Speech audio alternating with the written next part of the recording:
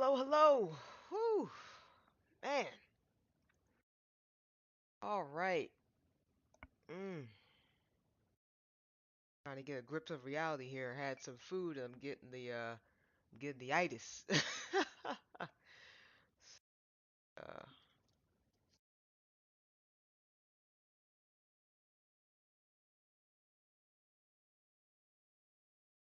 water.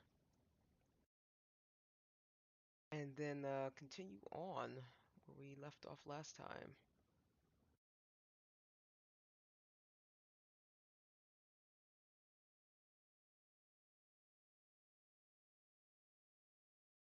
February 25th, 1206 District Court, Defendant Lobby number 2.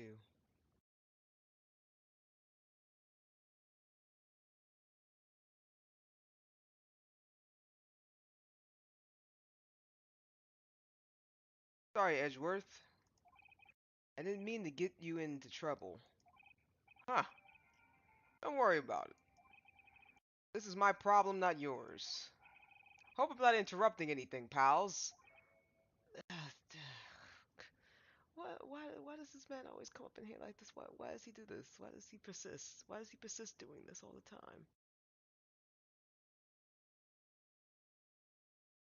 time? Everybody's just silent. It's like we don't know. We just maybe if we just don't move, he won't see us kind of vibe. Well, I guess I am. I'll come back. Wait, Detective Gumshoe, what is it? You got a lot of nerve, pal. Making a detective run all around while on duty. And on top of it, you call me here. I've seen happier people at funerals. Wait a minute, didn't we just do this? I take it that Lana's having you run errands again. Let me tell you, this is the last time, pal. Here, she asked me to give this to you if there was a break in today's trial. Evident evidence law? Evidence law. Edgeworth was talking about this just the other day.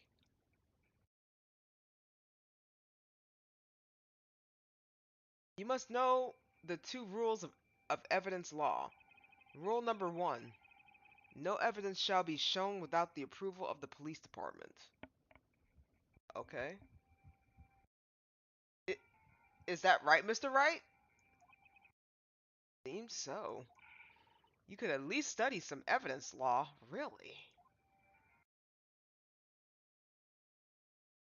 The chief prosecutor also wanted me to give you a message. A message? She said, if you're planning to take him on, you're going to need this book. Him.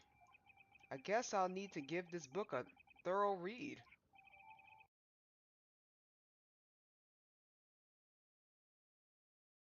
Doesn't look like that book will do you any good now, though. All that's left now is the chief prosecutor's sentence. That's where you're wrong, detective. Huh? Haven't you figured it out yet? Why I'm still sitting in that prosecutor's seat? Despite all these allegations being thrown at me? Mr. Edgeworth, the real trial today hasn't begun yet. What? What else is there left to do? Your credibility has been all ruined with this forged evidence you were unaware of. Emma Skye found out she's unwittingly caused a man's death. And now, you're telling me you want to do more? You gotta be kidding me, pal. You're missing the point, detective. Lana didn't murder Detective Goodman. She merely stuck a knife into his dead body. That means the real killer is still out there.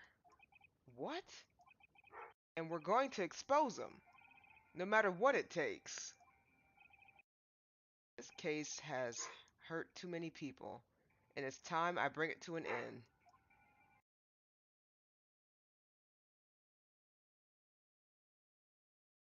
February 25th, 1252, District Court, Courtroom number 9.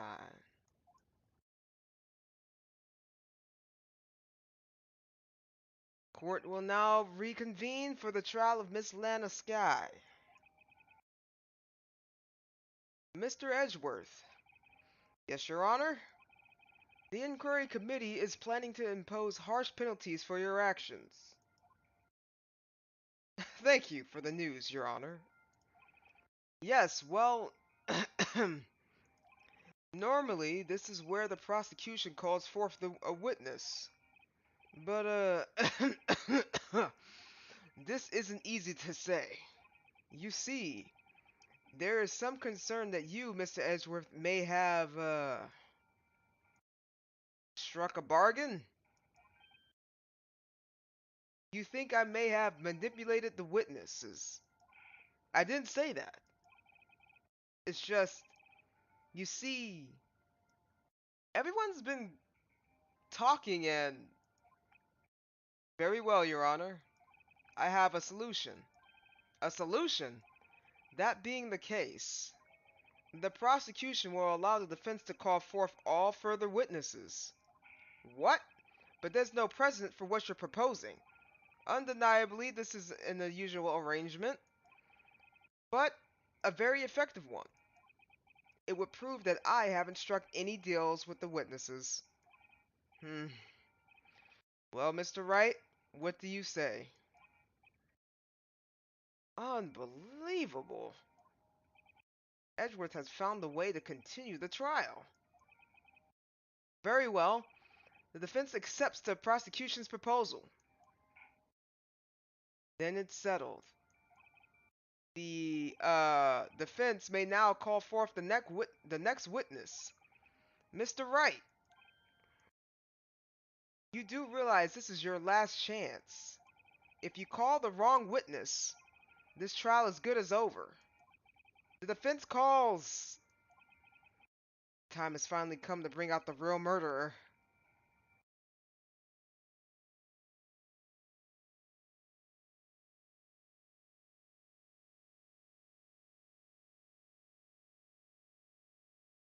This guy.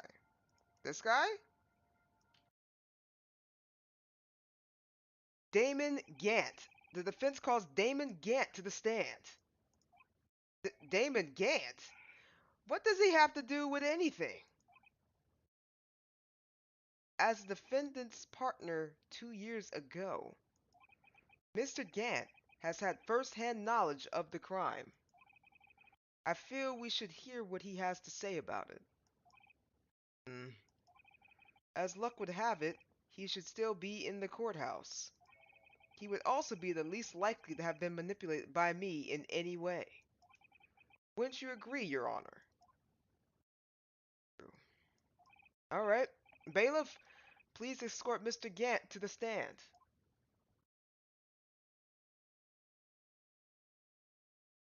Witness, please state your name and occupation. What is this, some kind of practical joke? I was just on my way to lunch. Your name and occupation, sir. Worthy, are you sure you want to do this? Your name and occupation. So, you want to play hardball, eh? Please, Mr. Gant. Fine. My name is Damon Gant. I'm the acting chief of police. Now then, Chief Gant, the court requests to hear your testimony. Oh, righto. What's with the grim face? First, let's clear up this SL9 incident. Oh, you mean the time when Lana's sister murdered that prosecutor? Personally, I think it's been pretty clear. There are still some things unaccounted for. Oh? Like what? Like the role you played in all this. Son, either you're very brave or very foolish. You are aware, of course, that a police chief has all kinds of weapons at his disposal. Weapons? Sure. Take my testimony for example. I don't have to give it if I don't want to. What what does that mean? What?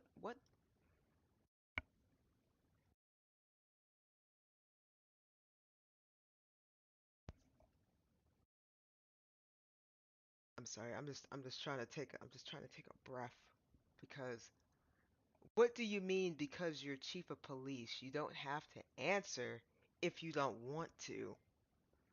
What kind of nonsense does that mean? Does that mean because he wasn't like part of the trial or he wasn't part of like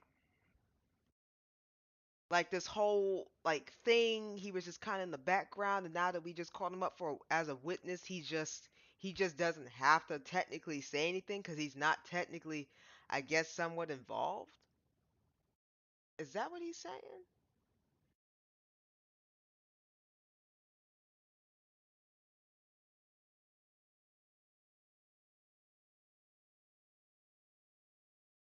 I don't know. That's a little suspect to me. That's all I'm saying. That's a little suspect. Continue on, Gant. What? Is that true? I'm afraid so. The chief of police has the right to refuse to testify. I'm sorry. Who is making these laws? Who is making these laws? Why is that a law?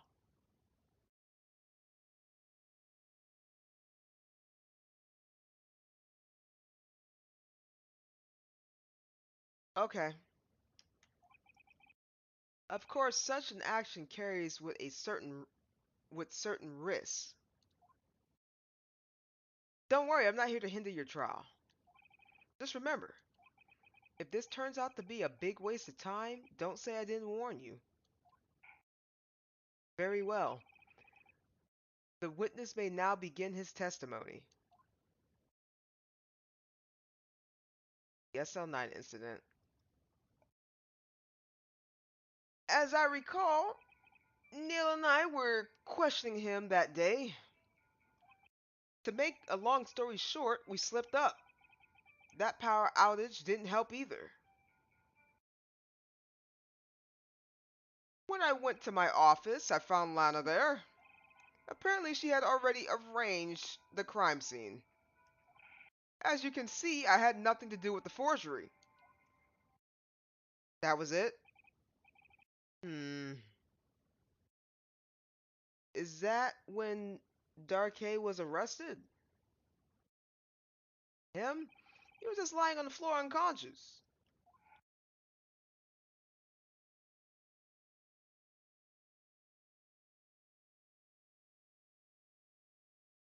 When Emma sent Neil flying, it seems Darkay bumped his head.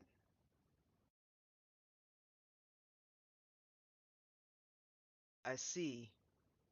Everything's pretty clear cut. Something's bothering me about that. How did she send him?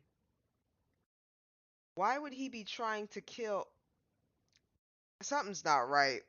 Something's not right at all about that whole theory because it seemed like the man has a knife in his back. I thought he was found with a knife in his back, though, right? Okay, let me just let it play out. If the police chief has the right to refuse to testify, then I better hit him hard and fast.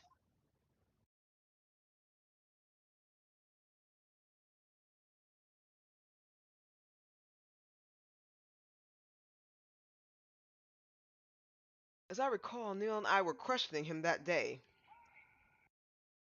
As I recall, a ceremony was held at the police department that day. Yes, that's right. I guess you could say I'm a workaholic. After winning his award, Neil was all fired up too. That's probably what spooked Darkay. It made him run away like that. Was the defendant Lana Sky also present in the room? I don't quite remember. At the very least, she wasn't there when Darkay ran for it. To make a long story short, we slipped up. The power outage didn't help either. So the two of you ran immediately after him, right? That's right, but Darkay made it to the elevator first. So Neil and I split up.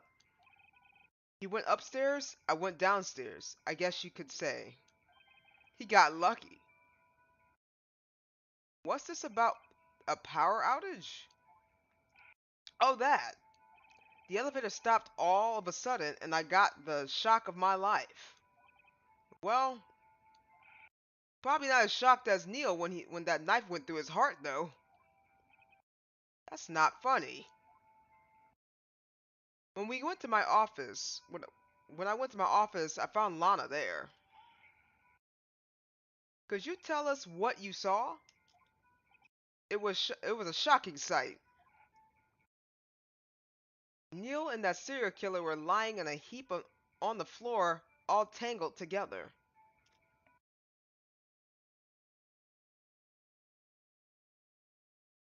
Darkhair was also lying collapsed on the floor? Yes, apparently he hit his head and was knocked out. Next to them were those two poor girls, Lana and Emma. Lana was cradling Emma in her arms. Looking back at it now, she must have had already known what her sister had done.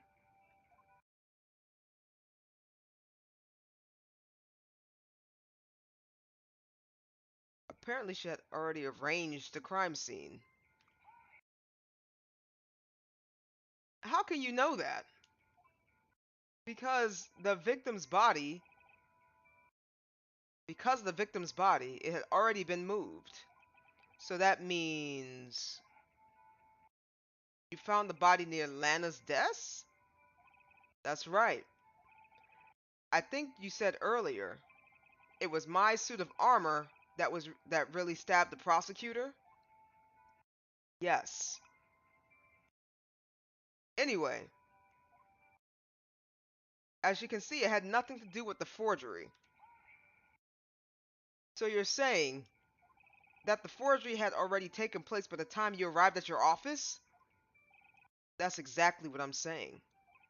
I can understand how Lana must have felt. But moving a body and hiding evidence are inexcusable no matter what the circumstances. Is that how it really went down? Staring at the witness won't do you any good, Mr. Wright. If you're going to stare at anything, you better be off staring at the court record. Worthy. Always the smooth talker. But which piece of evidence ties Gant to the forgery?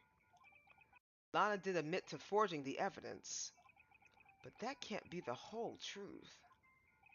Somehow gotta link Gant to the incident.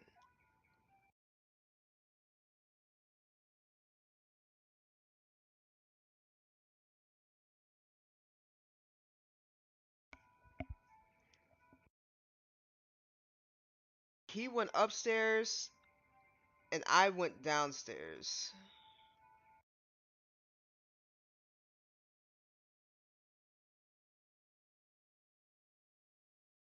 Rule number 1. No evidence shall be shown without the approval of the police department. Rule 2. Unregistered evidence present must be relevant to the case on the trial.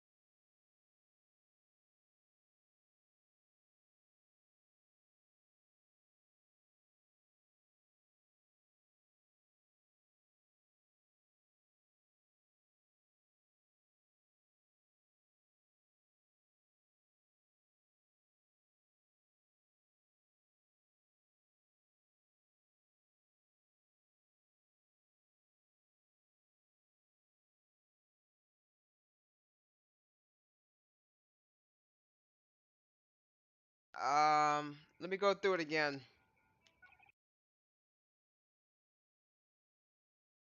Power outage didn't help either. Went to my office. I found Lana there. Apparently, she had already arranged a crime scene.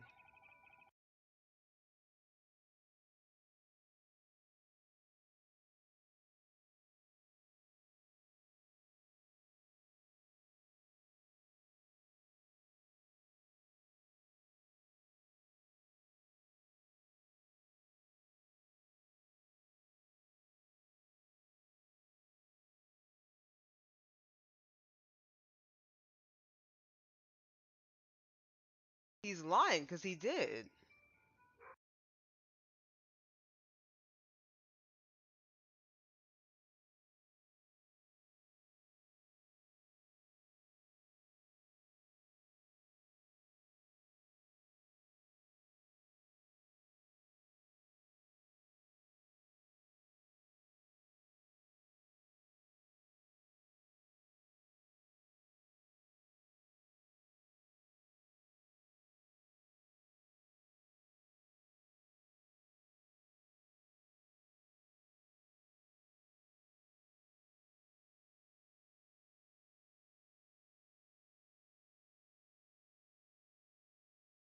I think I have to get him on that.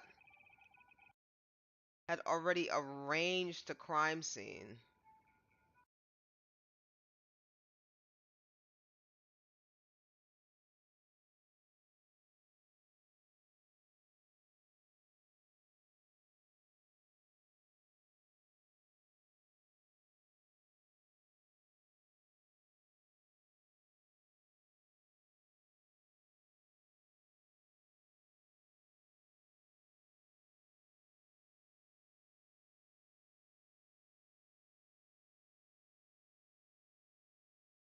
Huh.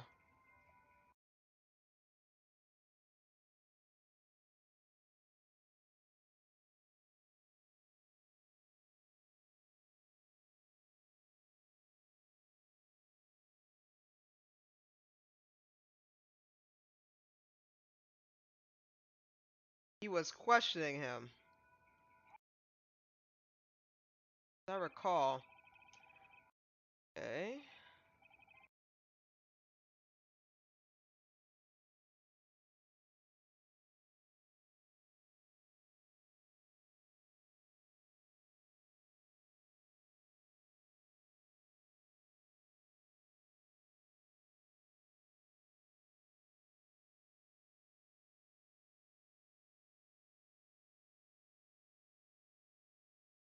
The power outage didn't help.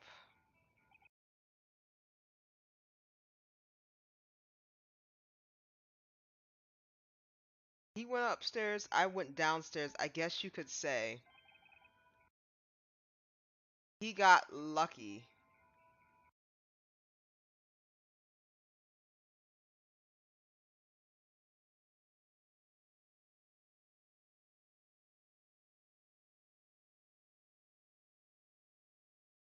Hey, Destroyer, how's it going? Welcome, welcome.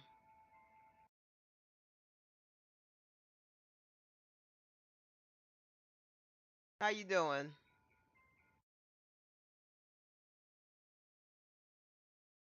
The elevator stopped all of a sudden, and I got the shock of my life. So wait, was he taking the stairs? Cause why would he take a elevator to go down?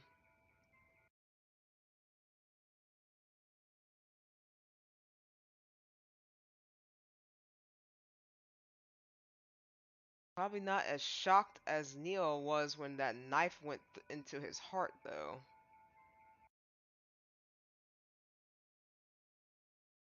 Is the game music supposed to... Oh, actually, no, it's not. I thought it was running. I'll fix it in a second. That's weird. Don't know why it did that.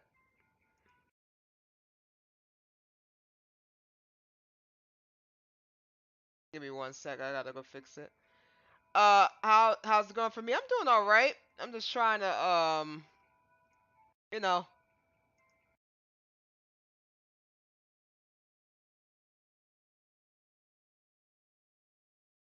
Figure this court case out.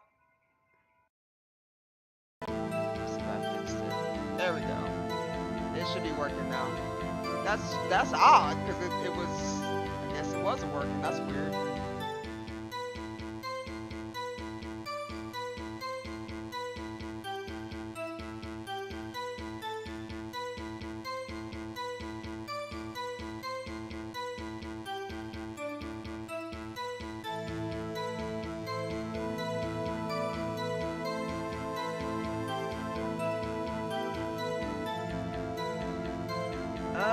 So I don't. This one's a little confusing.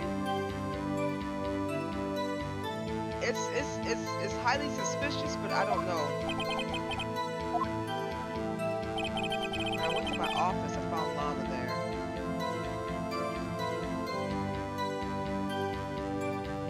Missed this game?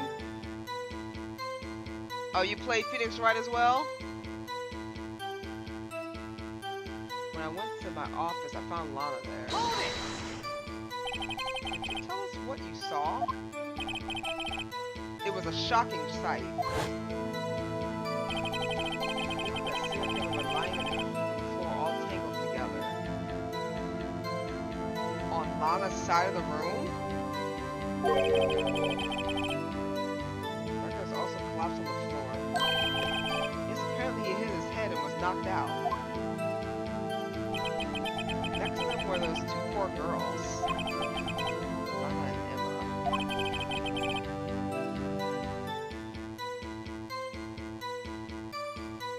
Lana was cradling Emma in her arms. No, I did watch the game. Oh, okay. Oh, the anime. Okay. I heard of the anime. I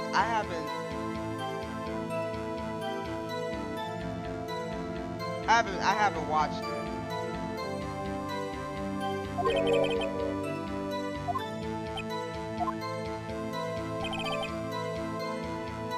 Had arranged a crime scene.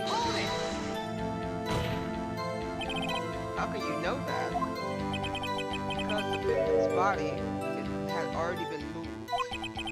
That means you found the body near Lana's desk.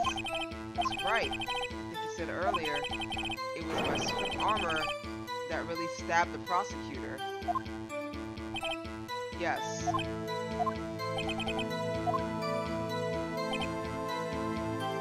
I think this man's lying. I think this man's lying. I think it has something to maybe do with this. Well, you gotta go? Okay, well, I appreciate you stopping by, Destroyer. You have a good one. Take it easy. Oh, I will. This is a fun little game to kind of get through.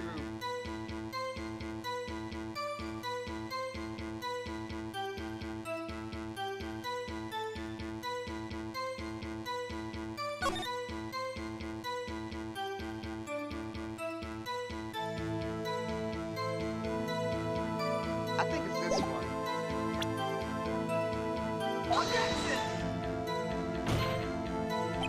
The witness statement clears faulty, Your Honor. I'm sorry, but I can see nothing faulty. Unfortunately, I will have to penalize you, Mr. Wright.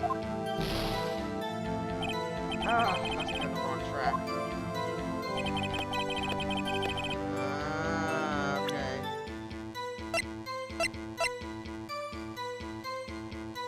What about this?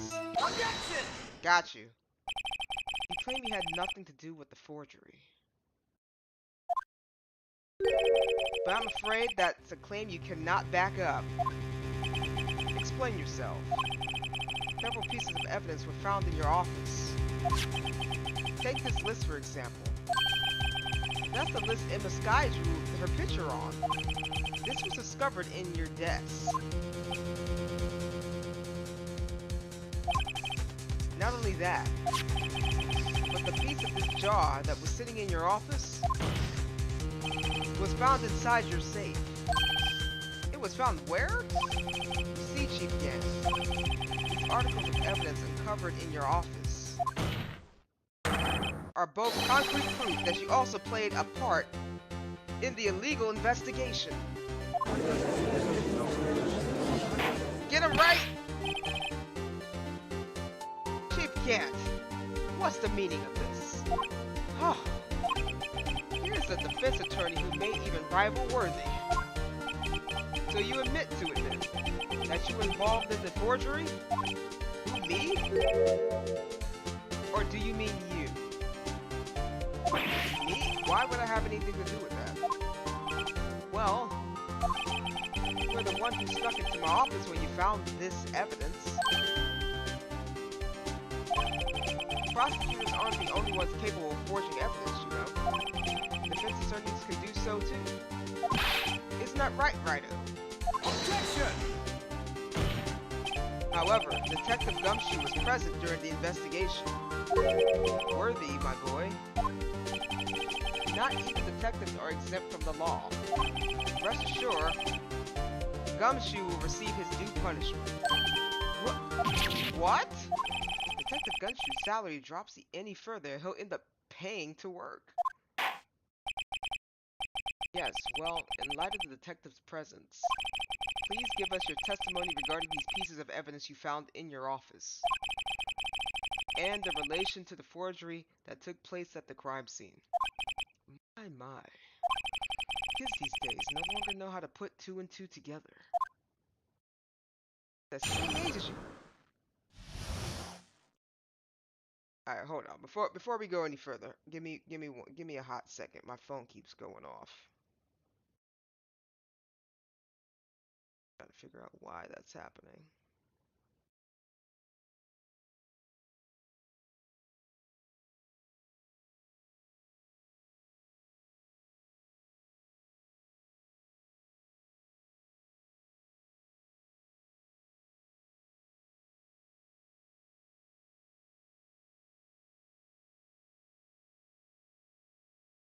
Okay, cool. I just had to flick that off real fast. Okay. Evidence of forgery. Let's see. What was it? What was it now? A jaw fragment in the list? Ah! All I know, you could have planted them in my office. Anyway, you can't prove when those pieces of evidence were discovered.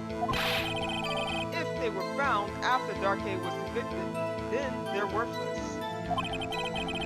There's no reason I participate in a forgery. Rearranging the crime scene wouldn't help me out in any way. Oh, it would though, because you did it. Mr. Wright. Yes, Your Honor. When investigating the crime scene, you should have been more careful to observe protocol. You do understand that I am the chief of police, right? There will be consequences. Oh. Indeed, I believe I will press charges, so you won't make the same mistakes again. My apologies, Chief, but would you mind waiting until tomorrow for that? Today is, well, you know. Alright. Oogie? Udgay? Ugay? What the fudge is this man's name? Udgay? In return, though. I know. That place, right? Huh? What are these guys, telepathic? Hey, let's cross you. For all I know, you could have planted them in my office. Hold it! I appreciate if you stop making these ridiculous allegations. Yes, you do have a point. You wouldn't have the guts to do something like that. What? I'll have you know, back in my day, I once broke into a cattle ranch and tipped. Mr. Wright, what are you saying? Anyway, you can't prove you didn't carry in evidence, can you? If you have proof, to the contrary, you're going to need it later. Later? What are you talking about? What else? I'm talking about when Rhino's prints are found. Yes. If they're found inside my safe, they would prove his investigation was illegal. I've never faced anyone as slimy as this guy. Anyway, you can't prove when those pieces of evidence were discovered. Yes, we can. What do you mean by that? This is all purely hypothetical, of course. But suppose I did place those items in my safe. Such an act wouldn't necessarily constitute forgery. Objection! If concealing evidence found at the crime scene isn't forgery, I'm not speaking yet, righto? It all depends when the evidence was discovered. If they were found after Darkay was convicted, they're worthless. Are you saying this jar fragment wasn't discovered in the initial investigation? It would appear not, after all. It wasn't listed in the evidence list. For all we know, it could have suddenly materialized the day after Darkay was sentenced. Oh, and wouldn't that be convenient? Right. The chief is talking about a possibility, so as long as you can't rule that out, your remarks, however clever they may be, will only succeed in wasting time. Tell me something I don't know. Come on, righto! Think about it. There's no reason I participate in forgery. You said this again! How can you look me in the eye and say that? Because I'm innocent. Remember? Who was it that murdered Neil? I'm not sure if I care for the word murder here. But in the end, the person responsible for Mr. Marshall's unfortunate demise was Emma Skye. Well, now do you see? Rearranging the crime scene wouldn't help me out in any way. Really, Chief Gan? At the very least, there is one very large benefit you've reaped from all this. Oh? I wasn't aware. What was this benefit? That would, of course, be the position you have, Chief of Police. Oh. The resolution of the SL9 incident secured your promotion to Chief. That in itself is sufficient motive. Oh, ho, ho! Oh! That's a good one. Huh? You really think I'm that incompetent? What do you mean? Even without that case, I was already in line to become the next chief. The resolution of the SL9 merely sped up the inevitable a little. Is that true, Edward? Yes. He was going to be made chief anyway. Ah! Be careful when pointing that finger. You might wind up being the one pointed at. So that means there's only one possible motive for you to commit forgery. If you didn't do it for yourself, then you did it for someone else. Don't be silly, Worthy. You know me better than that. There are only 3 people I look out for. Me, myself, and I.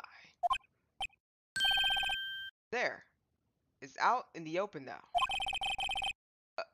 Uggy. Ugay? Would you mind if I change my testimony a little? By all means, please do. I wouldn't be anyone's accomplice if there wasn't nothing in it for me. Hold it! Nothing in it for you? Sorry, but the only person I truly care about is yours truly. That girl, Lana's little sister, was it? If you think I felt sorry for her, you better think again. You're right. You don't feel sorry for anyone.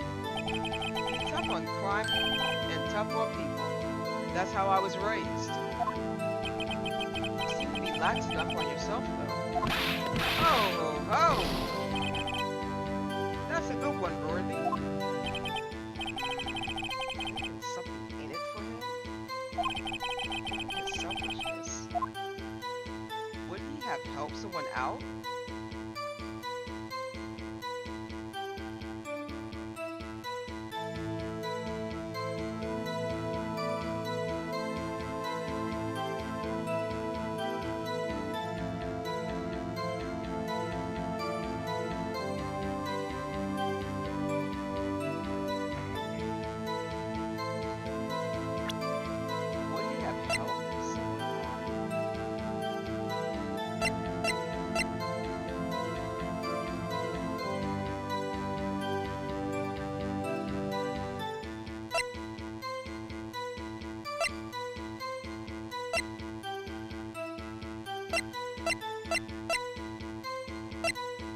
whole case was a mess.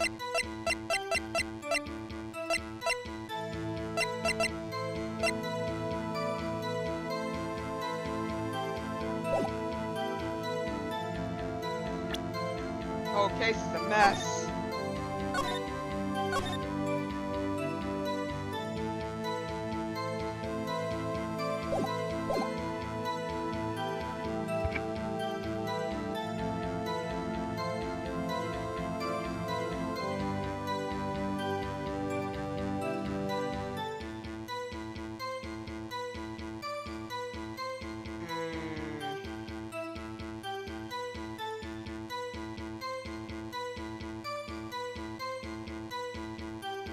He was helping Lana out, cover for the sister.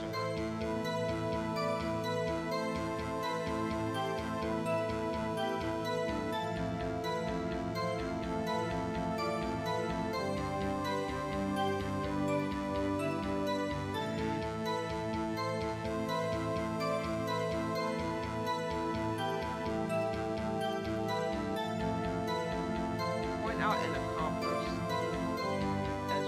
I think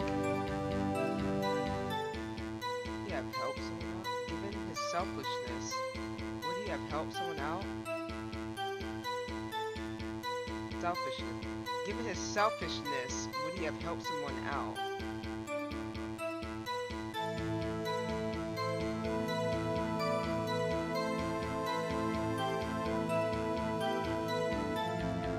Everything's leading to me saying no.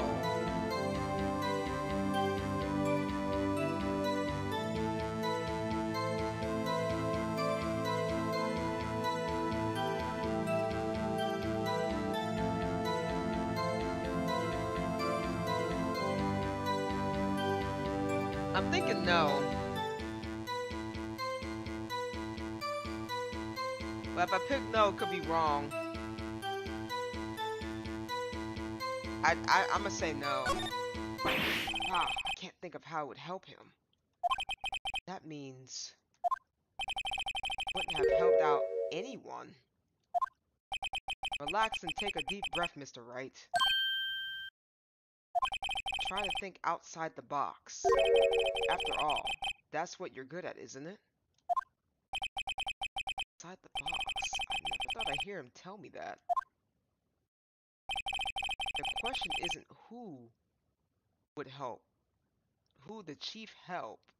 Who would the oh my god. Who would the chief help? It's who would ask the chief for help. If someone did that, he'd be sure to find a way to benefit from that person. It appears the defense has nothing more to say. Chief, would you please repeat your testimony from the beginning? For all I know, I could have planted them in my office.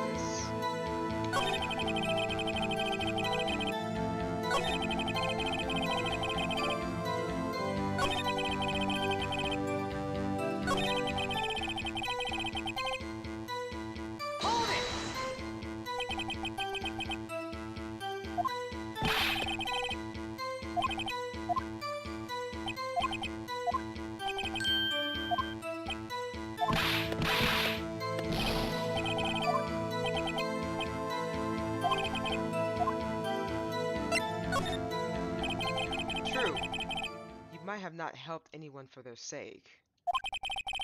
But if it would benefit you, you might decide to assist someone. Mr. Wright, it appears you're positively determined to portray the chief as a nice man who likes to lend people a hand.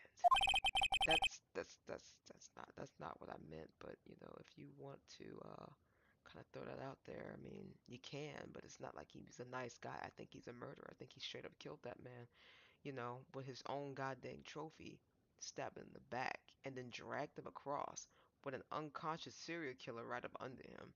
You know, that ain't right. And then also had a little girl faint, and then draw pictures. You know, okay, okay, Judge.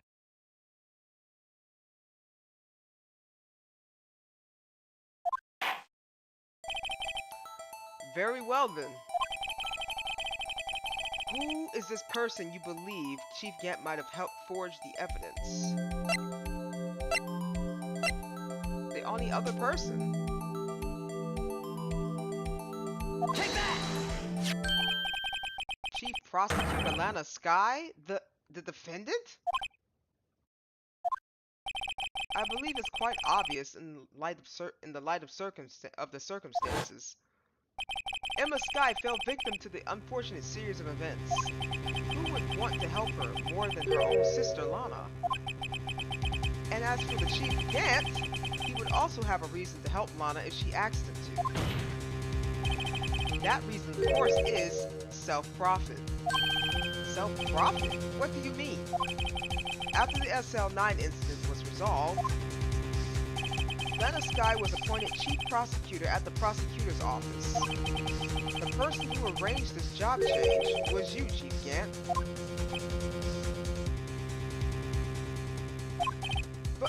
But how would he profit from all this? He would be able to use the Chief Prosecutor as his puppet. Essentially, he would acquire unchecked authority over all investigations. Do you mean to tell me that despite the Chief's formidable appearance, he plays with puppets? Judge, did you have a little too many before you just kind of came up in court, man? Are you following? Did you just I don't know, like you just had one of those moments? Are you having fooditis? Is that what's happening? Are you having fooditis? Because sometimes, when you eat some really good food and it starts like tickling your brain a little bit, you be thinking some stuff. Like you be thinking some 2 a.m. thoughts, like, why aren't we like traveling on the moon yet type stuff? Like, why aren't we living up? Why are we not like navigating black holes? Like, why aren't we able to, like, I'm not even gonna get into all that because I'm still kind of touched on the food items my goddamn self. But what do you mean play with puppets? What are you talking about? Where did that motion even come from? Sir, I need you to focus, okay? Because if we both got food items, this court case is not gonna go right. All right, I'm starting to wean off of it a little bit, but I need you to stay off of it, okay? I need you to stay off of it. All right, let's continue. Oh wait, you must mean puppet as in someone forced to do his bidding. Never mind. He woke up. Admit it, Chief. You assisted Lana Sky in forging evidence. Your motive, to appoint her as Chief Prosecutor so you could control her. Right on, my boy. You have quite an imagination. Let me ask you something. What? Do you have any proof of this? That I controlled Lana? For example, is Lana testifying that I've done such a thing? Lana? Keeping quiet to protect Emma. There's no way she'd testify against Gant. I'm afraid without any proof, this all amounts to nothing more than mere conjecture. Unless that is also what happened in this incident. This incident? Which one would that be? Of course I'm talking about the murder of Detective Bruce Goodman. The Chief Prosecutor has been acting strange throughout this entire trial. Almost as if someone has been controlling her.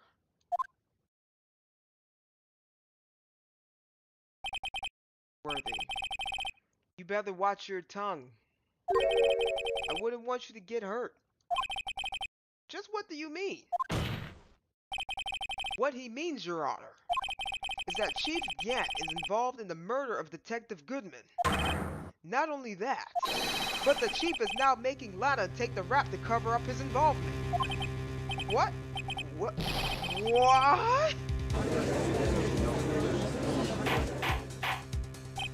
Order! Order! I said order! Mr. Wright, you can't be serious. Huh? This is an affront to the highest ranking officer in our law enforcement agency. to accuse Chief Gant, Chief of Police, of blackmail and murder? That impossible! Your Honor, I was merely reiterating what Mr. Edgeworth said in an easier to understand language. It's too late, Mr. Wright. There's no turning back for us now. Looks like he's the one who decided to go through with this. Can you prove this, Mr. Wright? That the chief, a high-ranking officer of the law, is involved in this murder?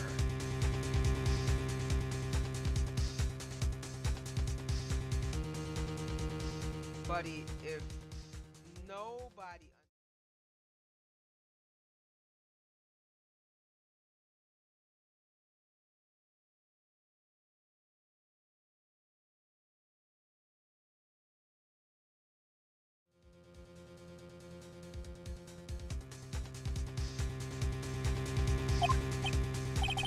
Good question. Regardless of his rank or title, Chief Gant is just a man. The question is he a criminal? I believe the evidence will tell. I see. Alright then. Let's see what Mr. Wright got. And it better be good. This man's about to fillet me alive if I don't get it right. I'm gonna save it right here.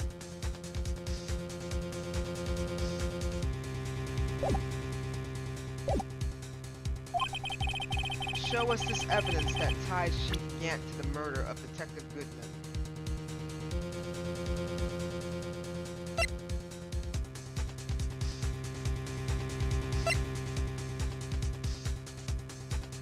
The murder of Detective Goodman?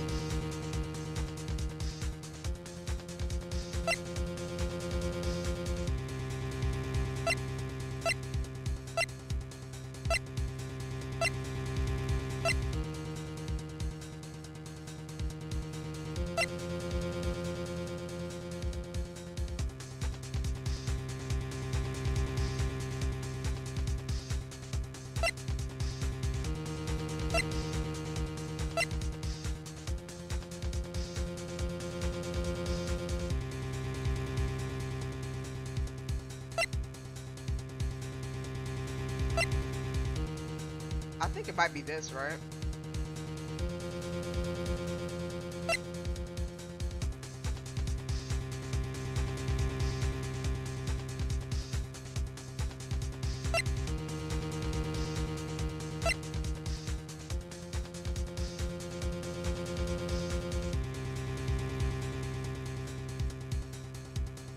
I think it's this. Take that! This is the ID card list? Yes, the one that shows who entered the evidence room on the day of the crime. There was one ID on the list that we couldn't determine the owner of yesterday. 777. 7777. Sorry, but there's no way you can prove that's my ID card number. It's your number. Oh, are you shocked? What? How do you know that? The safe in Chief Gant's office requires a code to open. A 7-digit code. 7 digits? You don't mean. I'm afraid so, Your Honor. The code was 7777777.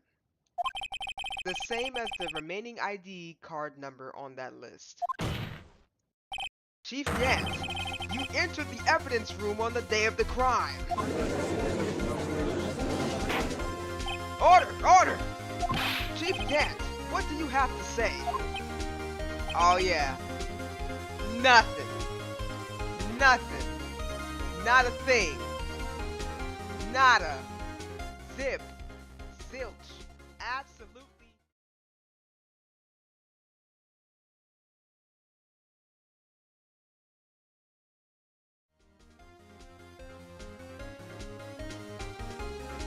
face.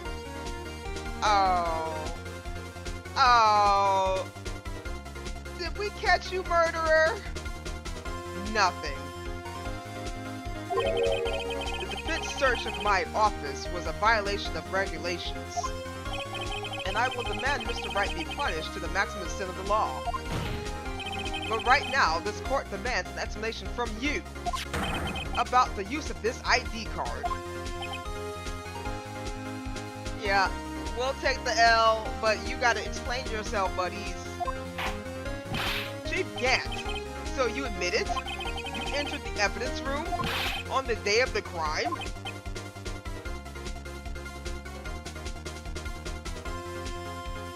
You gonna say something, buddy? Cause all I hear is steam. What about it? I'm the chief of police, whether it's evidence room or the bathroom.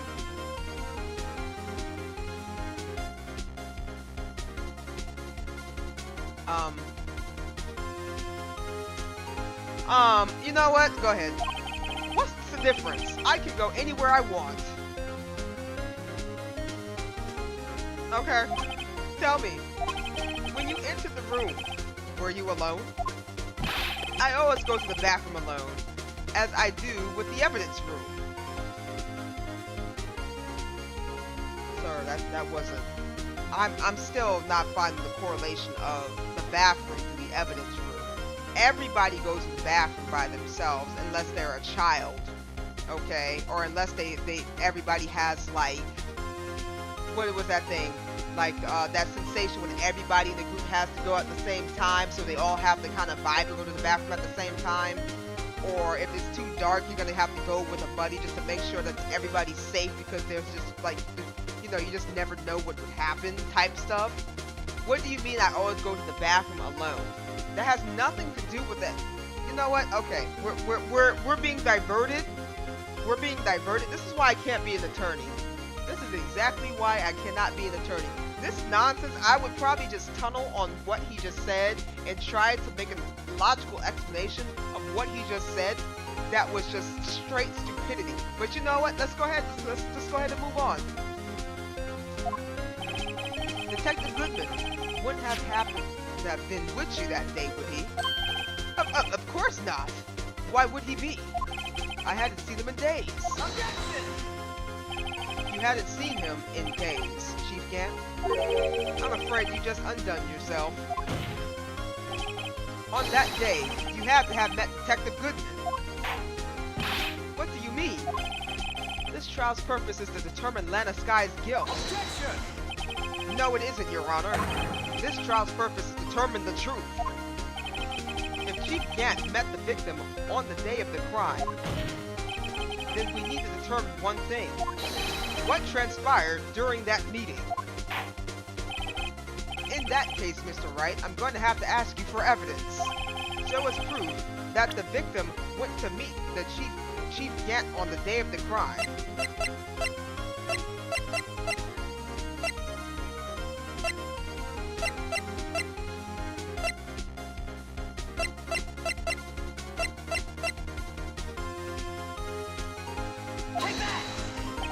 Detective Goodman lost his ID card of the day of the crime.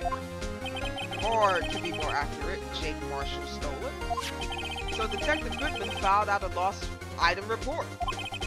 He would have had to give that report to the Chief of Police. Yet you are in the possession of the report, which means you can't be sure if he filed it. If he filed it, how do I know? You ask? Because he needed to enter the evidence room that day. He needed to? Yes, to transfer the evidence out. Oh. Detective Goodman took the form to you, Chief Gant. Then, you accompanied the detective to the evidence room. I accompanied him? There's no other way the murderer and Detective Goodman could have entered the room. Hold on. Let me guess what you're going to say next. I, the Chief of Police, murdered poor Goodman. Exactly. But wait, the chief didn't necessarily need to accompany him to the evidence room. He could have just lent him his ID card. Yes. Now that you mention it, I believe I might have done something of the sort. Objection!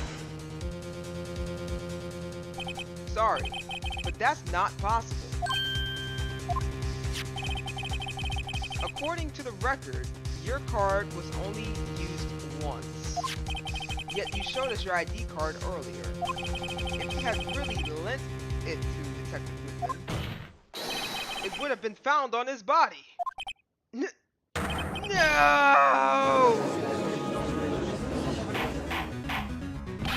Chief Gant, you did it.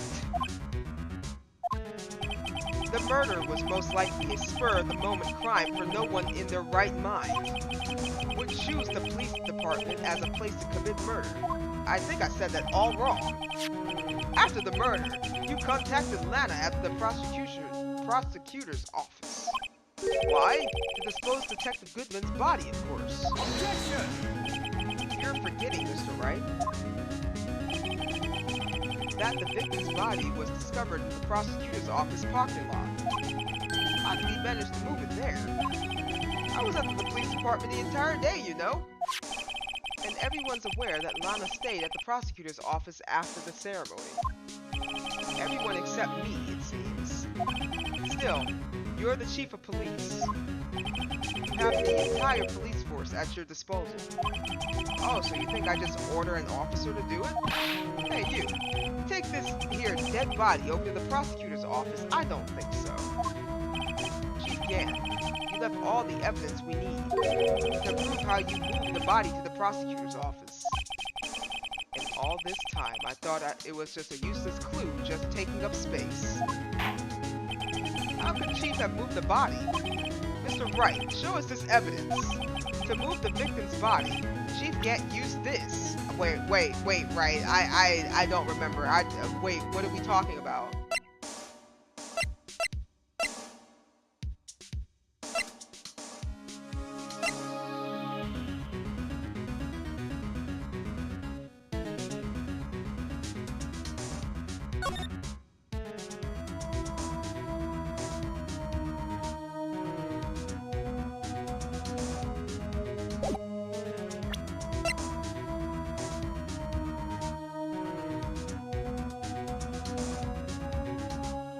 I mean, I could try that.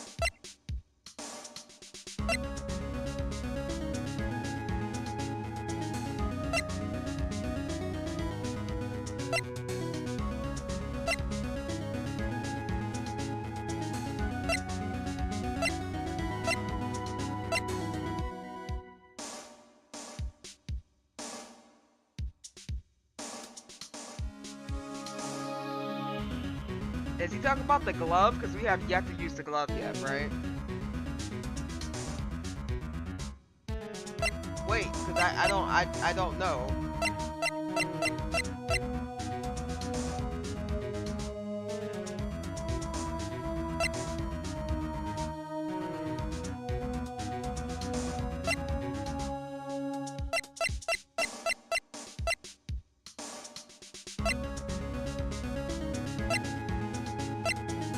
Okay, I have two things that I can possibly say. I can say it's the glove,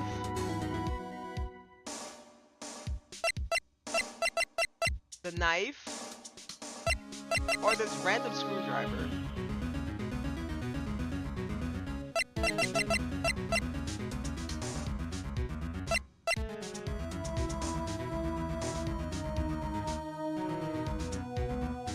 Or this memo. There's actually 4 things, but I don't really know.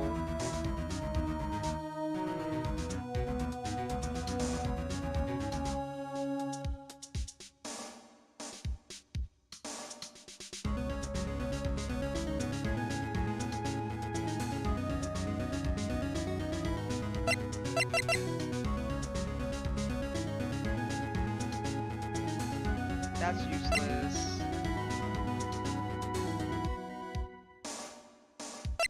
Oh wait, to move the victim's body.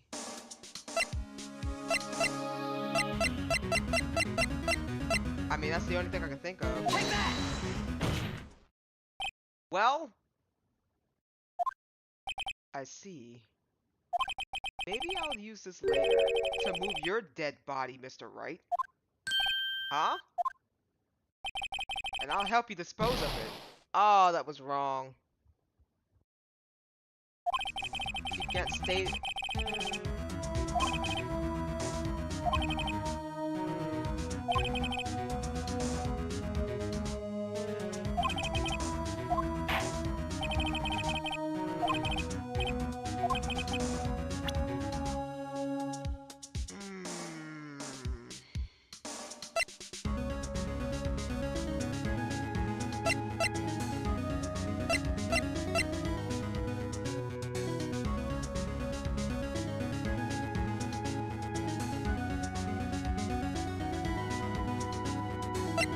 Okay, I was completely wrong.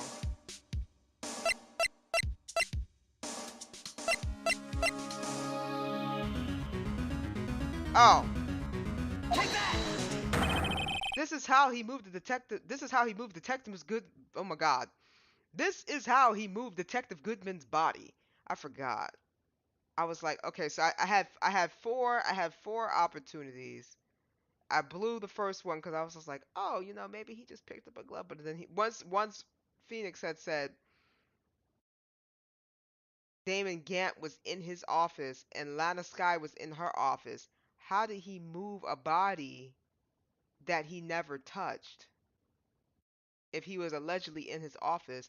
But then I remember he said he told Edgeworth about the stupid screwdriver and send it over to the prosecutor's office. So that means he put the body in that man's car. Edgeworth didn't know because, you know, not everybody's going to sit there and check their trunk, correct? Everybody's not going to sit there and check their trunk every single time. Absolutely no way. When you go and you drive and you know you instantly just jump in your car and you go. You're not going to check your trunk. So I can see why he would be surprised if there was a dead body in his trunk. So he took it over there and realized, oh shoot. Or actually he didn't even open the trunk. He just drove. And then the girl just came up and was like, boop, opened his trunk and there was a dead body there. A whole bunch of stuff happens. But that's how he moved the body. I forgot. How did he get in that man's car? He had to put him in there. How did he transfer the body? He had that man drive without knowing there's a dead body in his own car. Now, would I say for future reference, everybody should check their trunk and make sure there's not a dead body in there? Yeah, I would, just to make sure. But realistically, 99.9% of the time, I don't think anybody's gonna find a dead body in their trunk. At least I hope not. Or at least hopefully the statistics is not that um skewed, I think. We're moving on. What's that? A screwdriver? But what does that have to do with this case? Mr. Edgeworth, think back to the day of the crime. What is this screwdriver doing here? It's here because...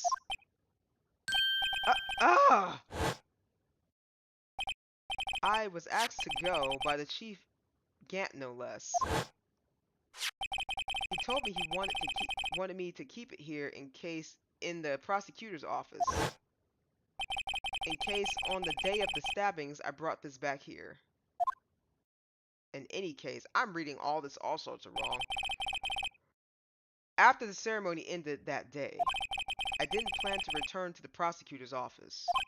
But you did, because Chief Gant asked you to. You mean I... The body was found in the trunk of Mr. Edgeworth's car. I think it's obvious what happened. The body was moved by that car. Detective Goodman's body was carried in the trunk of Mr. Edgeworth's car? Throw the whole car away. Just go get yourself a new car with a new paycheck. Just go and do it. Ain't no way I could drive a car with a dead body that's been inside of that trunk. I'm sorry. One moment. Let me just go and handle this door real quick. I'll be right back. Be right back.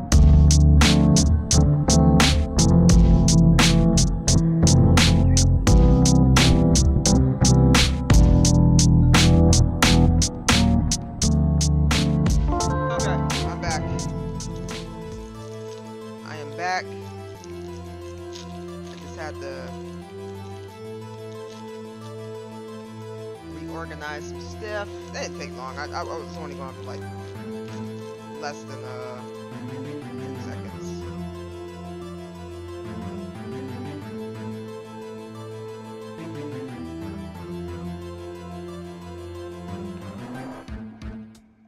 Allegedly. Get a swig of this water and we'll continue.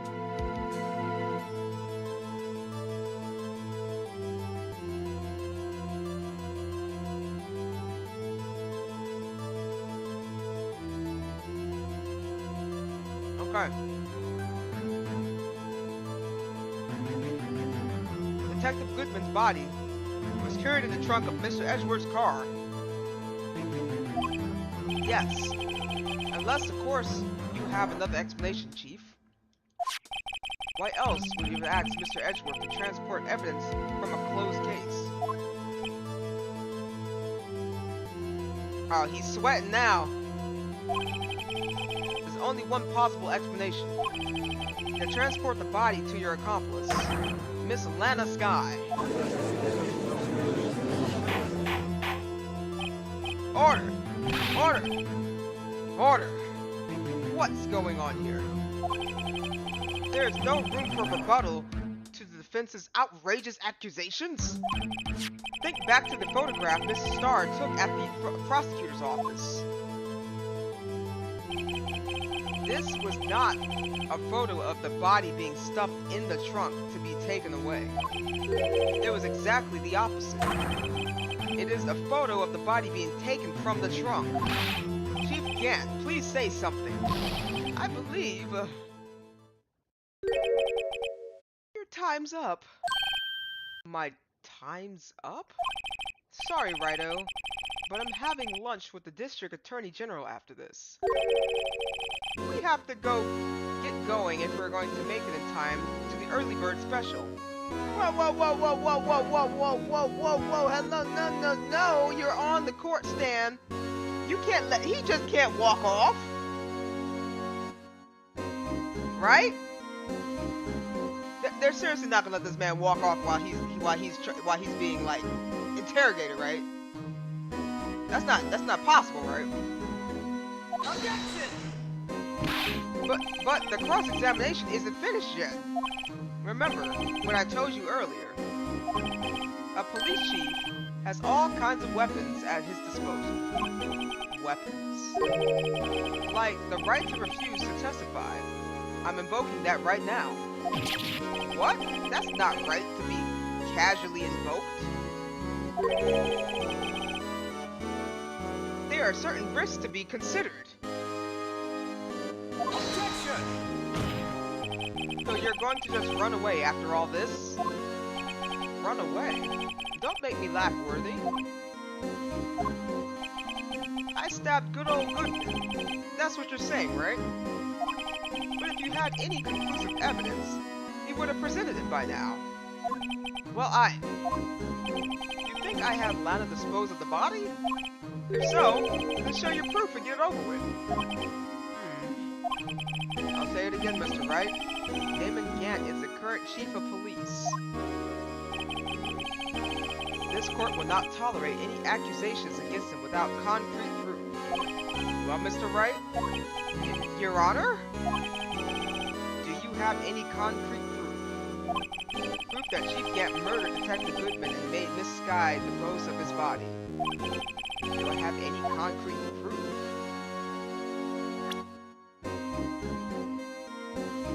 I'm gonna say yes, I do. Because F y'all. And oh, y'all business.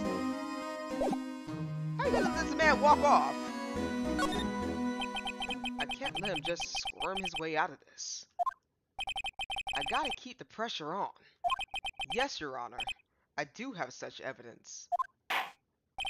Then please hurry up and present it. Just remember, it better prove Chief Gant murdered Detective Goodman beyond shadow of a doubt. Okay, well, I'm going to just kind of, give me a hot second, guys. I just kind of opened up these cookies, and I don't really want to be munching all over the mic like that. So I'm gonna just kind of take like 3 or 4 of these cookies. I'm eating them real quick, and then while I'm kind of looking through. So just kind of elevator music while I'm just kind of eating cookies real fast.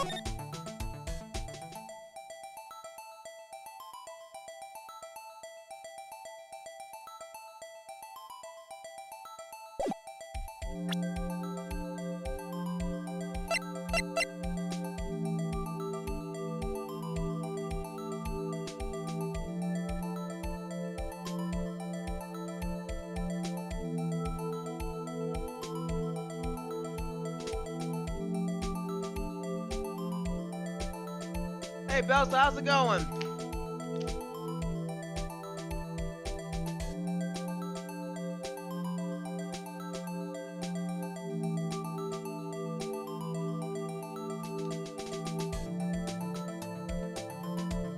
Drinking a lot of water. Okay.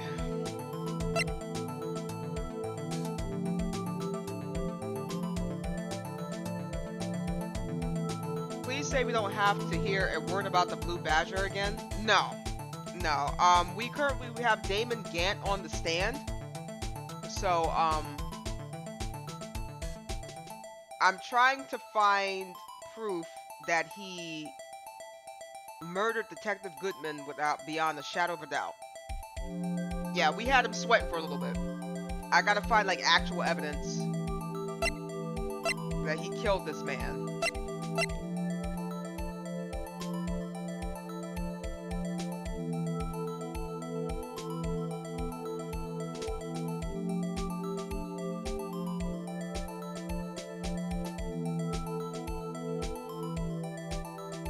I want to hit this. I'm gonna go with my gut instinct and hit this. This could be wrong though, because really, if he murdered him,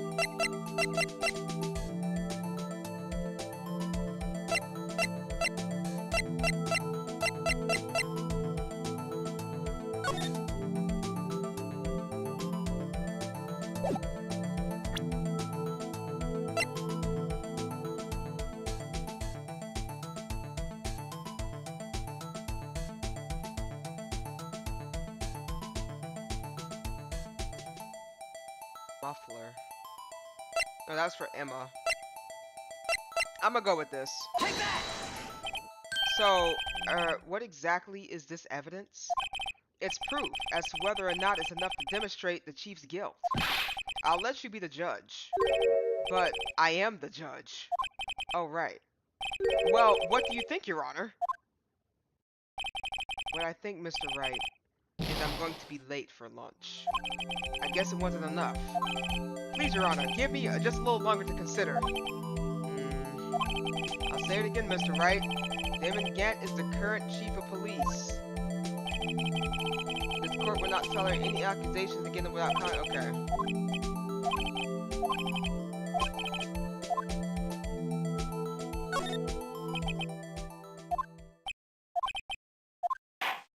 Proof that he killed this man.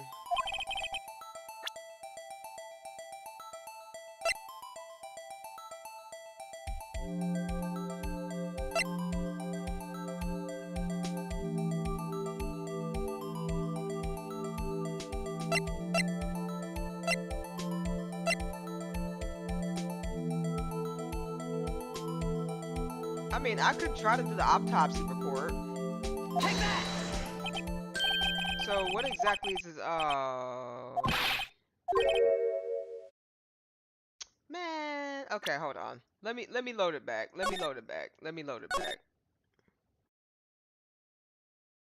I can whistle, but I can't whistle? What do you mean? I'm gonna load it back.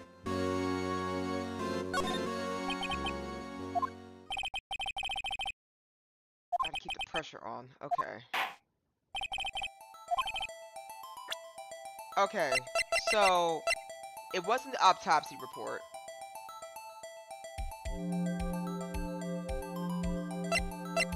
It wasn't the knife.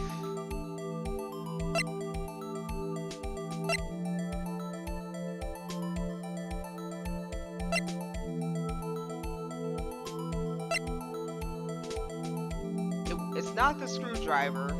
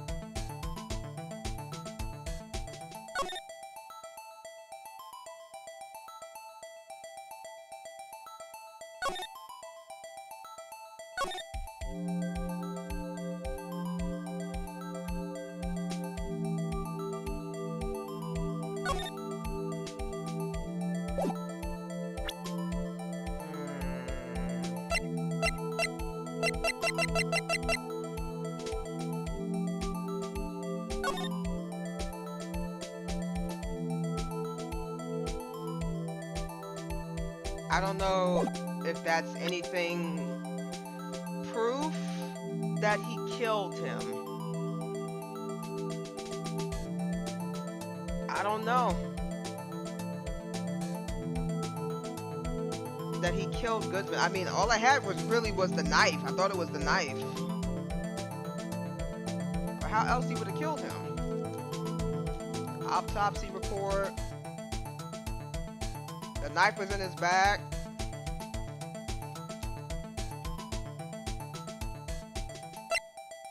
Maybe the cell phone?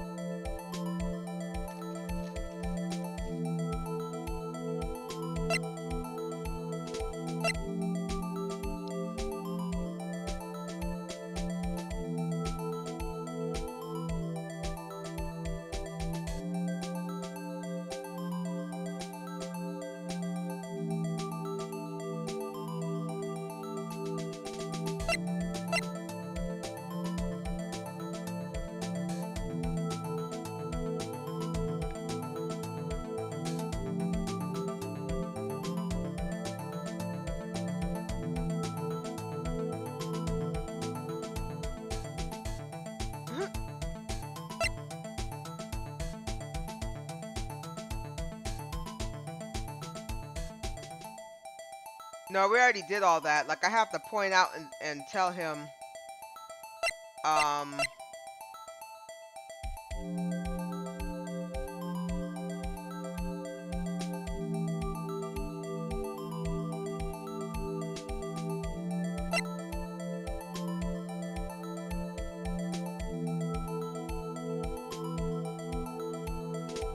okay, so wait. I did the knife.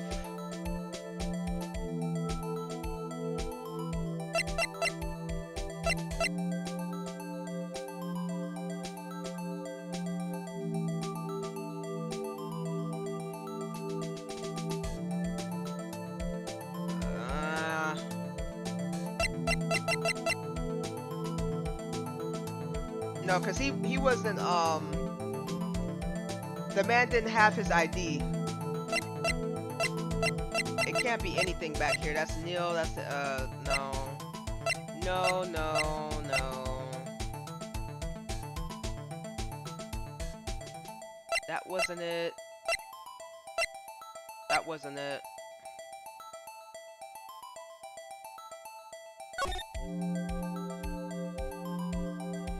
That's the pool of blood.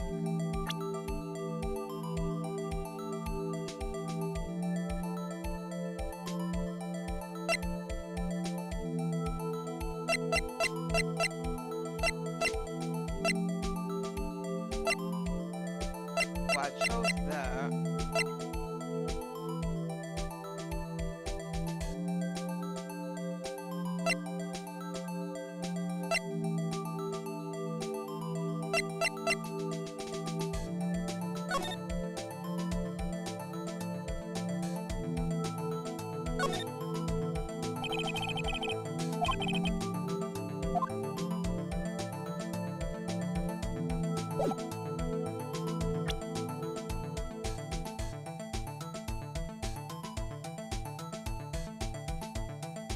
The joke though, finally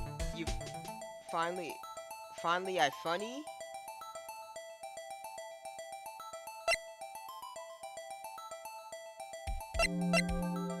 Alright, I'm gonna give this a shot. Take that! I don't think this worked.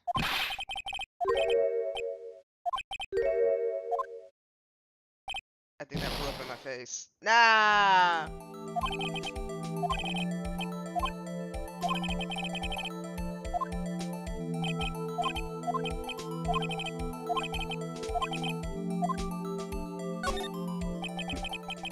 Let him just scroll his way out of it. We have the evidence.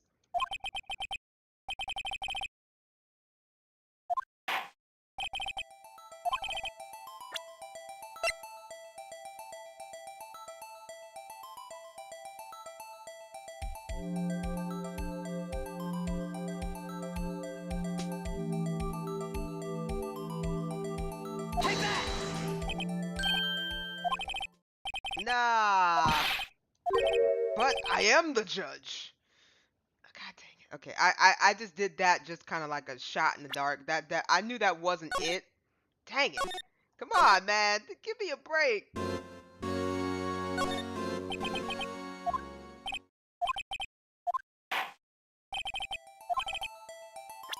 Okay. So, we've learned today, class, that it's not this, it's not this.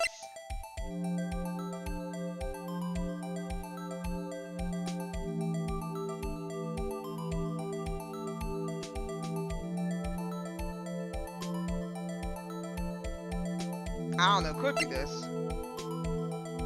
It's not this. It's not this. It's not that. It's not that. It's not that. Can't be that. It's not this. It's not this.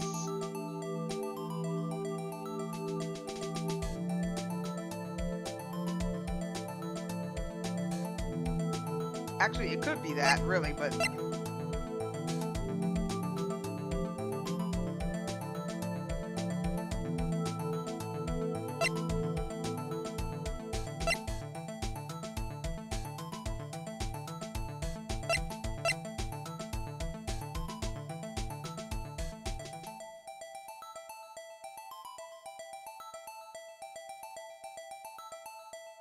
Everything that seems relevant seems not to be. Yeah.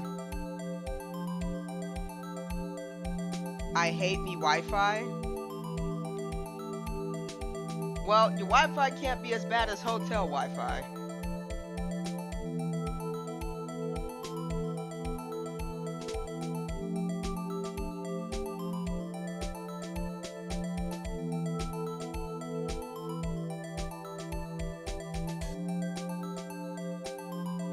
So, I think the evidence locker.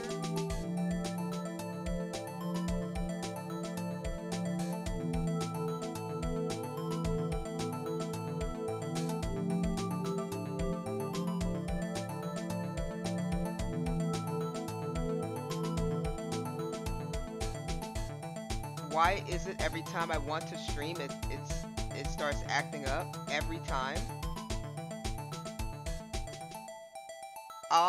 I don't know. What are you streaming on PC? You're streaming on console.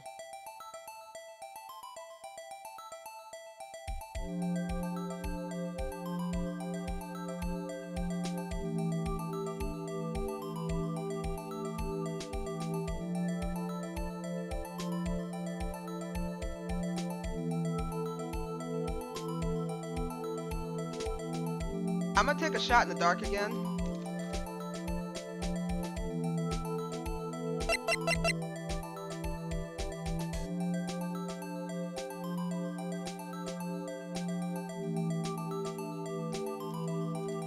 Console?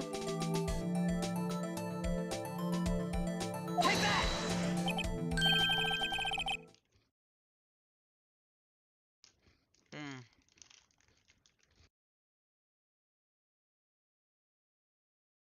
To be honest, I don't know.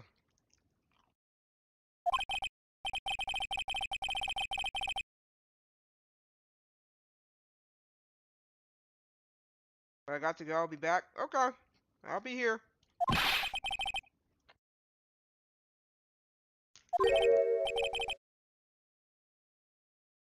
Be here trying to solve this unnerving mystery.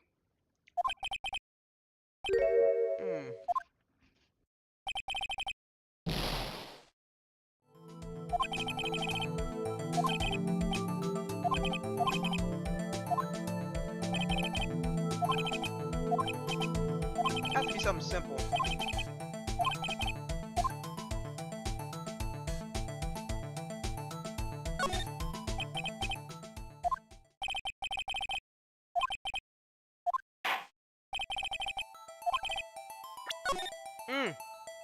Oh, I thought I presented my badge.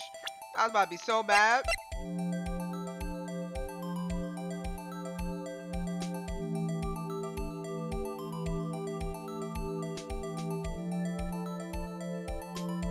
I mean, what do I have to lose? Take that!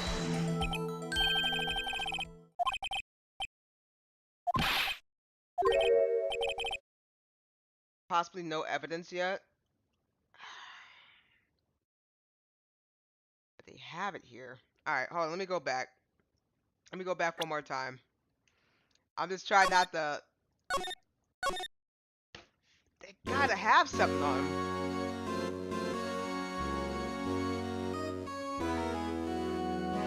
Maybe Edgeworth will help me out. It's no use showing evidence if I'm not even sure myself.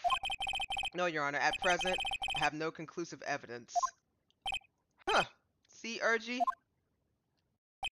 In that case, this court is forced to penalize you for. Oh, whoa! What? Here's a tip. Never gamble what you can't afford to lose, Righto. There's no way! It seems that Lady Luck was on my side again today. Okay, Urgy, I'll leave the rest to you.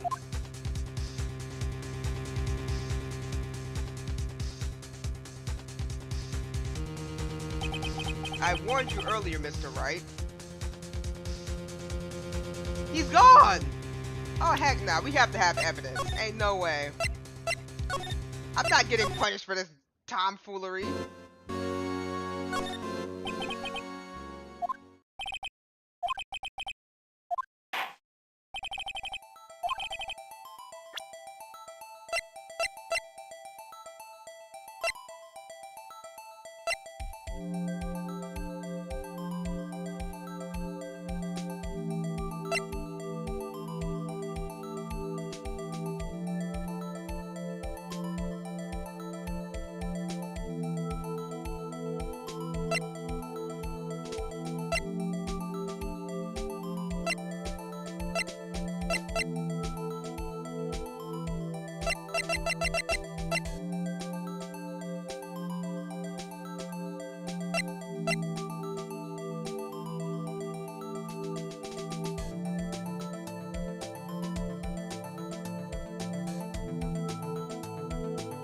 It was already open.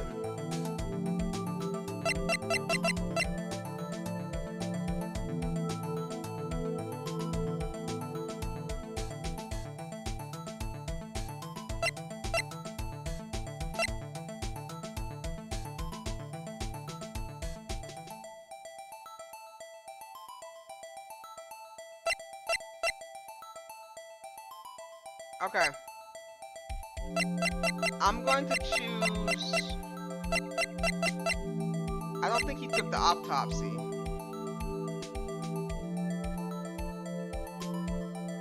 Wait, did I not pick the autopsy? I think I did, didn't I?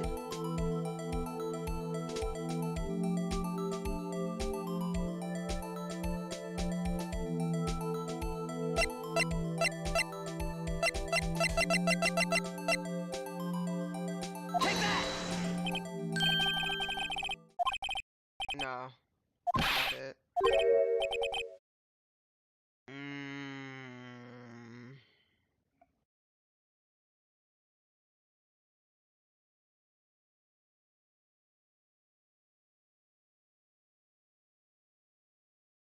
How do we not?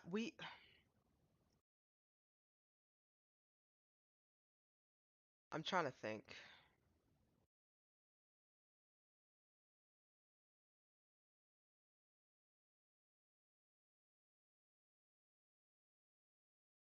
Because all this evidence that I have, and not one of them.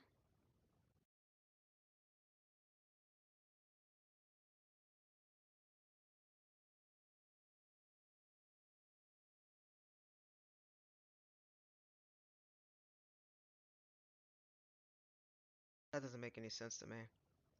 How do I prove? How do I prove that he killed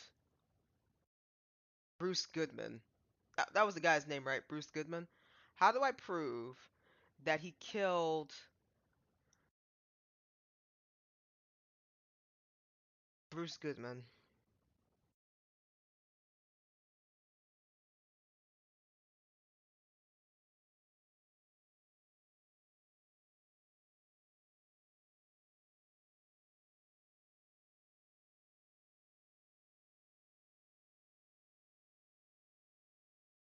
Okay.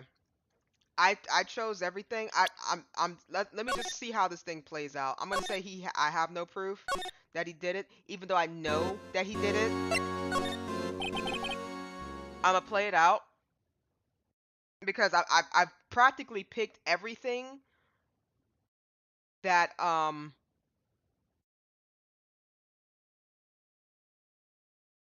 that probably would have been incriminating, and the game is just saying nope, autopsy doesn't count. Even though he entered the room with the ID, it doesn't count. His autopsy doesn't count. The knife, for some unknown reason, doesn't count. Um, the lockers don't count. I don't even think the floor plans would count. Um, the video wouldn't even count. Because that was who was that? I forgot which Marshall that was, but it was like maybe John Marshall or something that was that video. So we'll see. But we'll see. Let's see what happens. Okay, we already played through this one right here. Okay, I'll leave the rest to you. Put the peace sign and just teleport it out. I warned you earlier, Mr. Wright. This is in the front of the senior officer of our nation's law enforcement agency. What? Objection! Lady Luck, Maybe we should have a word with her. Mr. Edgeworth, what do you mean? Oh my god, this man's saving me. There's one Lady Luck who knows the real truth behind this trial. We have yet the honor of hearing her testimony. A lady who knows the truth? Another witness? In the absence of conclusive evidence, the only other method is proof of oh my god. The only other method of proof is testimony. But Chief Gant has invoked his right to refuse to testify. There's still someone else, one more witness who can answer all the questions raised in this trial, someone right in this very room. Mr. Edgewood, who is this person? Huh. Why are you asking me, Your Honor? Have you forgotten? The defense is the one calling witnesses today. Mr. Wright, does such a witness exist? She may not be willing to tell the truth, though. But we can't just stop now. Yes, Your Honor. The defense calls forth Mike Meekins, age 22, not the show. Can you imagine? Angel Star, age 30. No. Take that! The defendant, Miss Lana Sky. She was in the underground parking lot at 5:15 p.m. on February 21st. Her task to dispose of the victim's body in accordance with a certain someone's orders. Mr. Edgeworth. The prosecution has no objections, Your Honor. Very well. The court will now take its final recess for the day. In 15 minutes, we will reconvene to hear the defendant's testimony. This court is now in... Hold on. Huh? Chief Gant, I thought you were going to eat. Listen good, Lana. Talking to Lana? I don't think you need me to tell you this, but if you need to accept Mr. Wright's claims, there will be terrible consequences. Hello? He's threatening the defendant in court, Judge? That's right. Your sister will be found guilty for Neil Marshall murder. Ah, this isn't good. Of course, you never support such outrageous claims anyway, right? Just something to think about. Alright then. I'm sorry. Why did they allow this man to walk up to the podium, threaten the defendant, and walk out to go get lunch? Can we have some common sense? Like, if Judge, Judge, can we have a new judge? Because there's no way. If I was a judge, I would have been like, hold up, wait a minute, wait, pause, hold the phone, stop the horses, stop the cassette tape, stop stop the DJ booth, just stop everything. I would have been, I would sat there, I would have said, Damien Gant, first of all, you released yourself the lunch, okay? You released yourself the lunch. Second of all, you came back, threatened the defendant, and now you're going back to lunch? No, no, sir. No, ma'am. You need to stay here and finish up this case because I think you guilty now. That's what I would have said. I would have pulled this man aside. There's no place in the court of law where you can just walk up to the podium, speak your truth, go get lunch, come back, go back up to the podium, threaten somebody, and then go get lunch again. There's no way. Like I said, I already know that this is very exaggerated, but this is very exaggerated. I'm upset with this judge. Let's continue. I've got a lunch date to meet.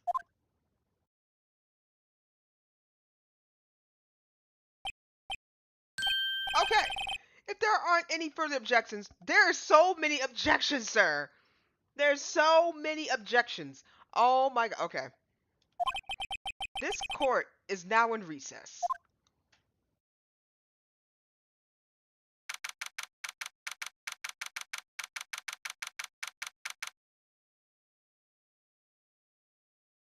February 25th. 2:04 p.m.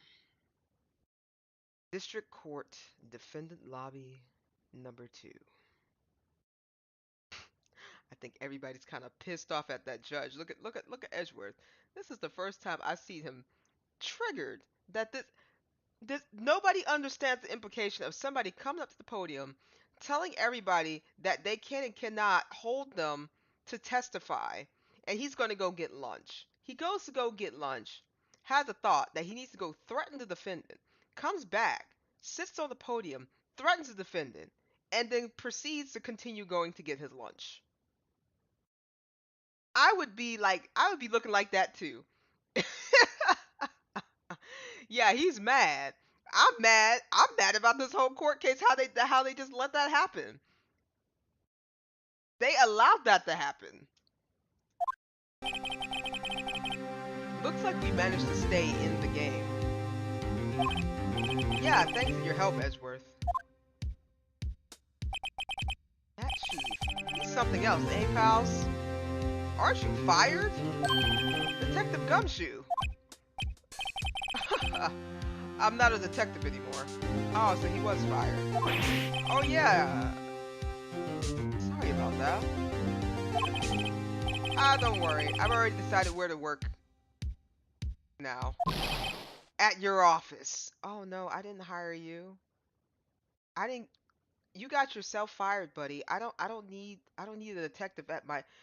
What do you know about court cases? You're not even an attorney. What is he planning on doing? Making me coffee? Like, what's going on? My office? Sure. I'll take the place of that top dot girl you used to work with. Could he mean Maya? Still, looks like we're all out of moves now. Chief Gant's done it again. How is he always gets the upper hand? Not fair, he has the right to refuse to testify. Huh. Settle down, Wright. Remember what the judge said? But Chief, that's not right to casually be invoked. That is not a right to be casually invoked. There are certain risks to be considered. Risks? What did he mean by that? It's simple. If the chief refuses to testify, the opposite also holds true. You mean he forfeits his right to say anything too?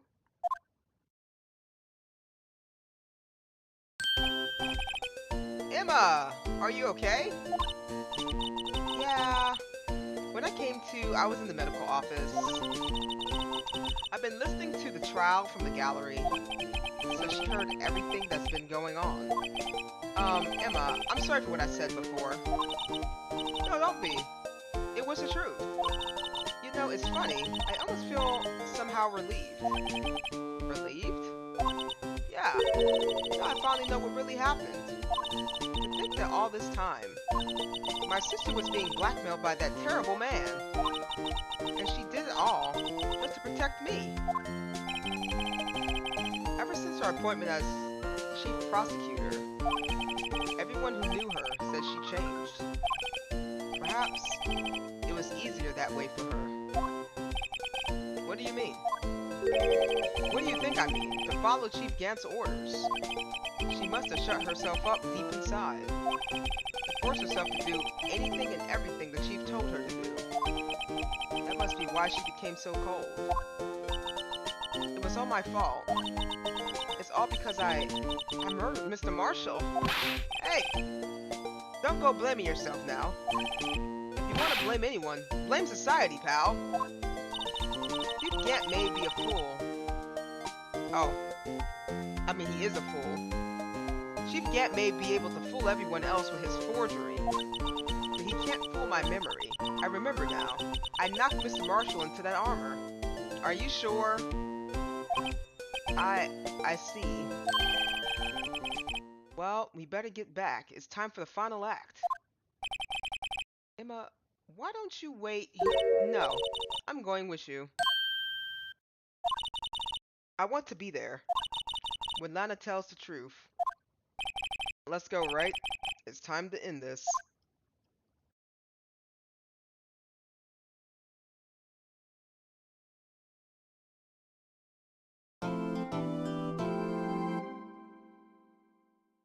Yes, save the progress.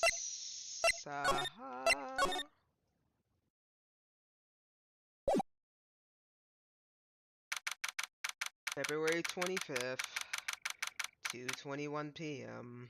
District Court, courtroom number 9. Can you just imagine like somebody who just doesn't want to be working currently just sitting there saying that nonsense? February 25th, 2:21 p.m. District Court, courtroom number 9.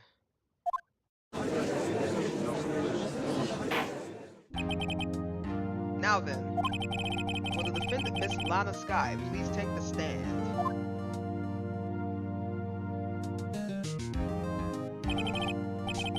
Miss Lana Skye, you are the chief prosecutor. I'm sure you're aware of what is required of you.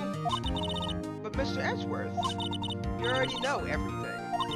You know that all I've done these past 2 years. Please provide the court with your testimony, Miss Skye. And remember, you are under oath. You want to hear the truth. Of course, the truth. Lana, no matter what happens, I'll always be your sister. Now then, your testimony, if you will. First, tell us about your relationship with Chief Gant. Everything hinges on your testimony. You're the only chance we have to get Gant.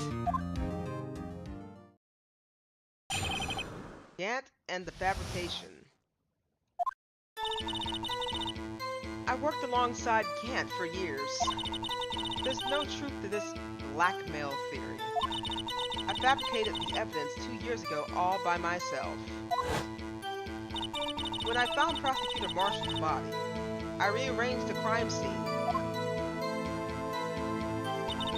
My only motivation was to get Darkhay convicted.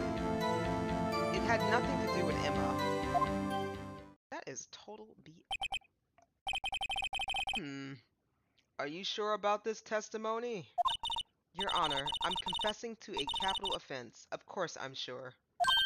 But Lana, if this is true, then that means Chief Gant has nothing to do with this. That's what I've been telling you from the beginning. Please, Mr. Wright, you've got to help her. She's sacrificing herself because of me. But what if she's telling the truth? She's not. I know my own sister. Whenever she speaks stiffly like that, she's hiding something inside. Deep down, she's really screaming in agony. Yeah, this is no time to start second-guessing myself. The defense may now begin its cross-examination. Gant and the fabrication.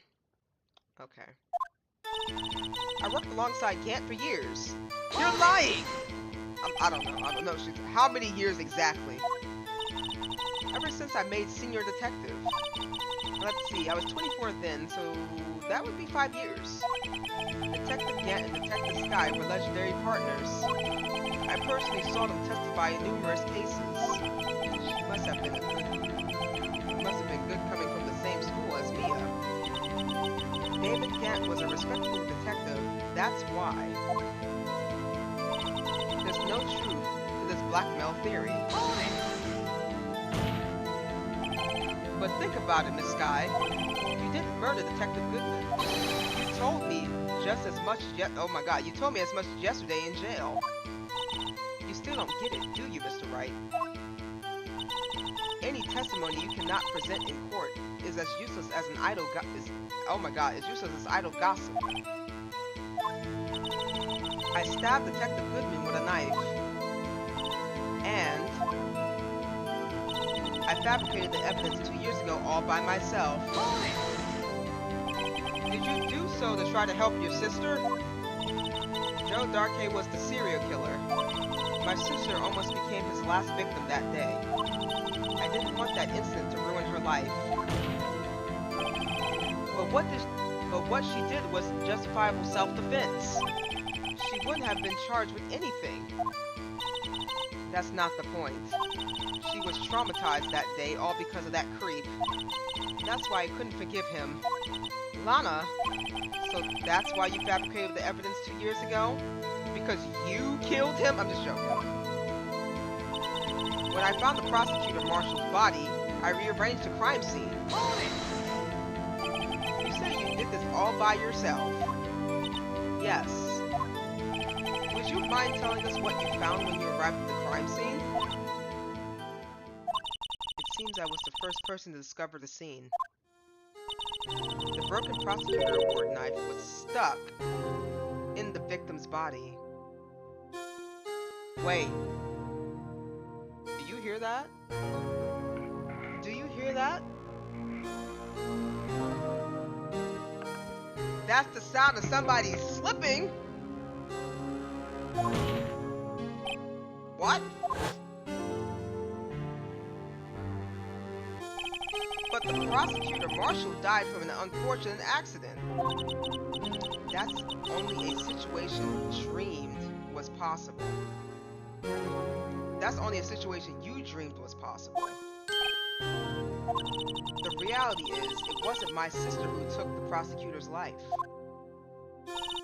Fantasize all you want, Mr. Wright, but I'll never change this statement. You mean, Prosecutor Marshall wound up being killed by Darkey? Something like that. If that's so, what happened to the other murder weapon? Darkey was carrying a switchblade knife. Oh, that was lying on the floor a little distance away. It was probably knocked away at the end of the struggle. That's not how it went down. She's trying to cover up with her lies with more lies. All just to protect me. So when you found the scene like this, what did you do? After all, this is what everything boils down to. Yes. I broke off the tip of Darkey's knife and planted it inside the wound and then moved the body. Hold on.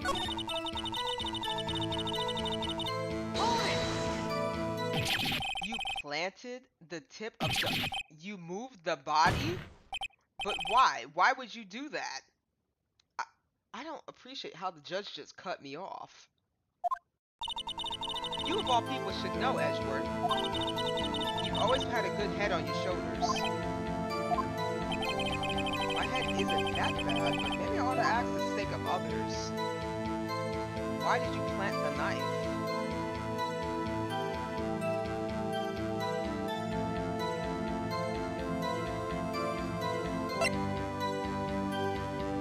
She planted the knife. You moved the body.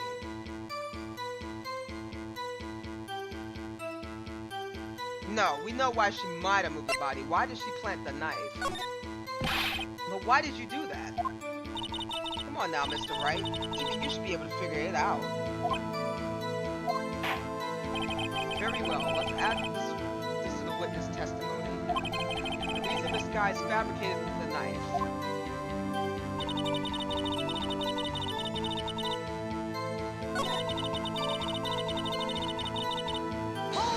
Let me try it again.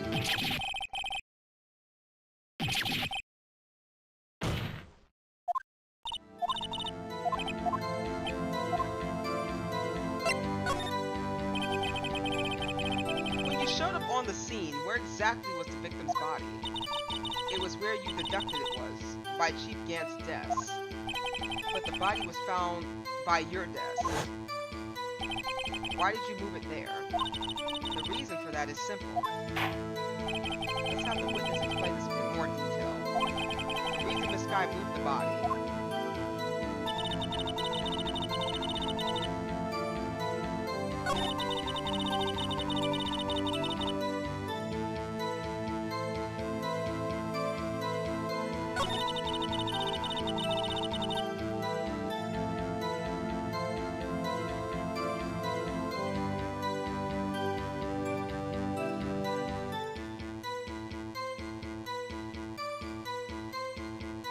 The pieces of the jar that shattered during the...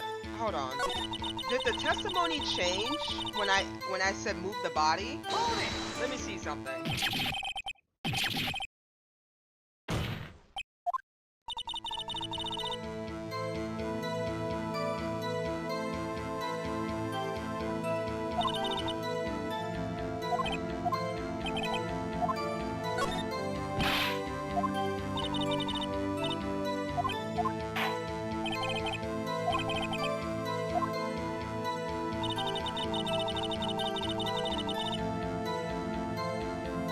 I knew the tip of the weapon found buried in his body would be all the proof we needed.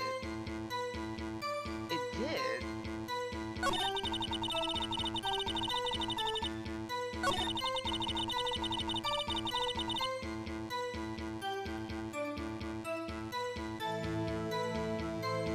Something's not right. According to your testimony, Prosecutor Marshall's broken knife was the murder weapon, right? Yes, and leaving it in that way might point blame away from Darkay. I felt the most effective way to get him convicted would be by having the tip of his knife found inside the victim's body. So you buried it inside the victim's stab wound? Yes, because I hated Darkay for what he did. Huh?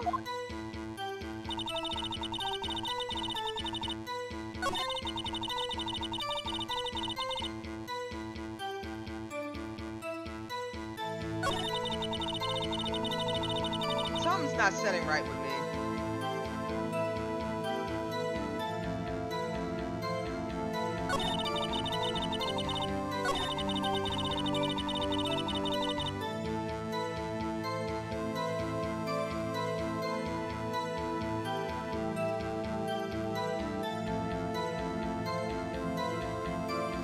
Let me see what she says if we interrogate her about the moving the body. Cause the thing is, I don't see her.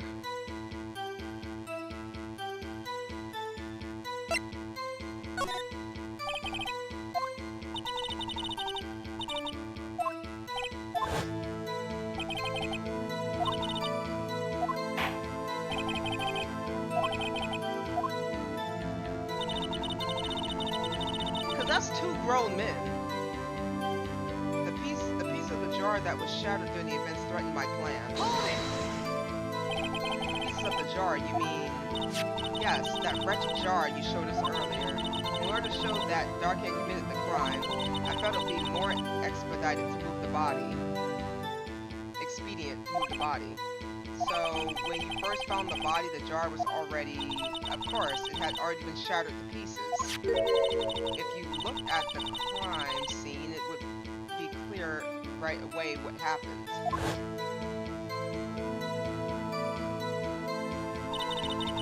Bill Marshall was dead, and Darkey was lying unconscious. In other words, the jar must have been broken during their struggle. I see.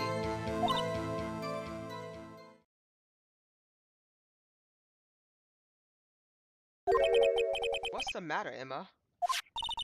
Apparently the jar shattered at the time the crime was committed.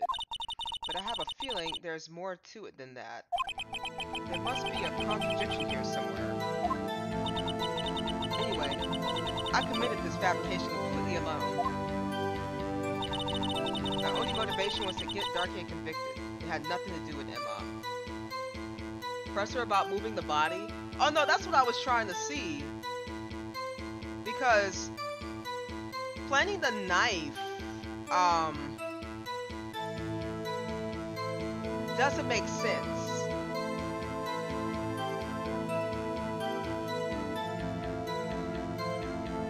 I mean, it kind of makes sense, but the one thing that doesn't make any sense is moving two grown men bodies. You know what I'm talking about? And putting them behind her desk. That's what I don't understand. I don't think she did that by herself. Hold it! So you rearranged the crime scene. Are you sure you didn't do this to keep Emma from looking like the murderer? How many times do I have to tell you, Mr. Wright? Emma didn't do it. Period. Are you so desperate to hide the fact that you're willing to risk the death sentence? She's lying. She did it so I wouldn't be blamed for what happened. In any case, as a prosecutor, what I've done is unpardonable.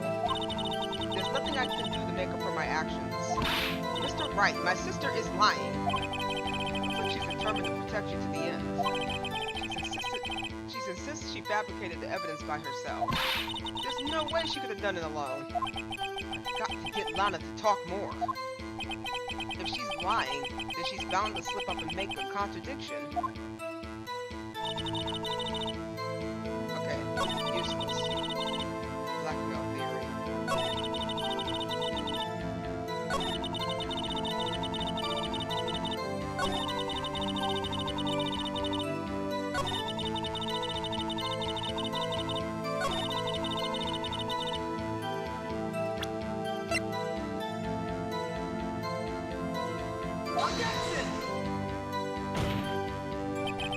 The witness statement is clearly faulty, Your Honor. If we can throw Emma at the stand, I would testify her about everything. If we can. I'm sorry, but I can see nothing faulty. Unfortunately, I will have to penalize you, Mr. Wright. Must be on the wrong track. I don't. Okay, hold on.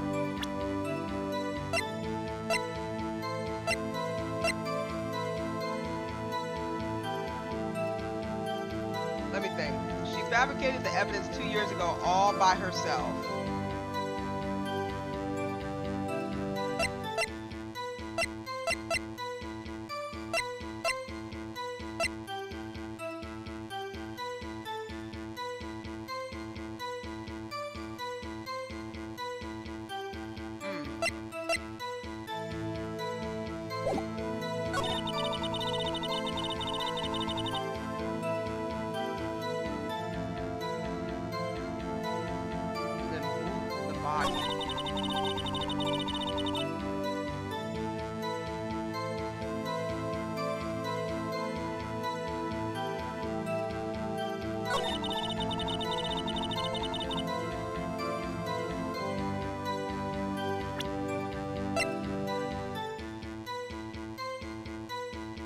There's a contradiction here.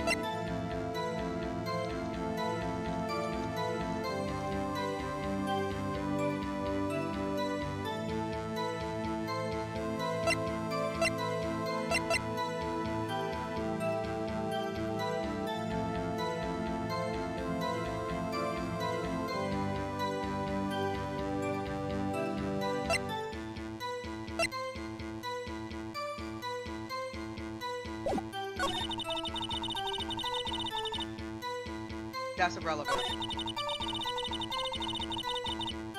And then move the body.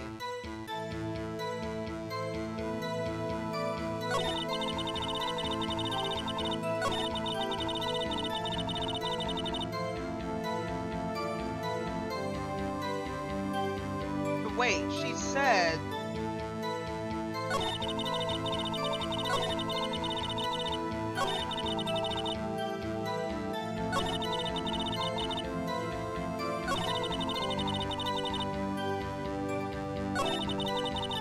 Right here. I broke off the tip of Darkay's knife, planted inside the wound, and then moved the body.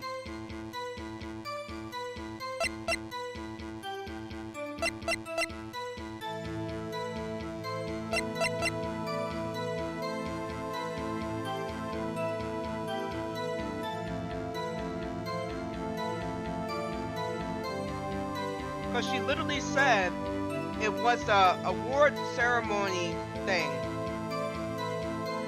Alright, I'm gonna take a shot at it.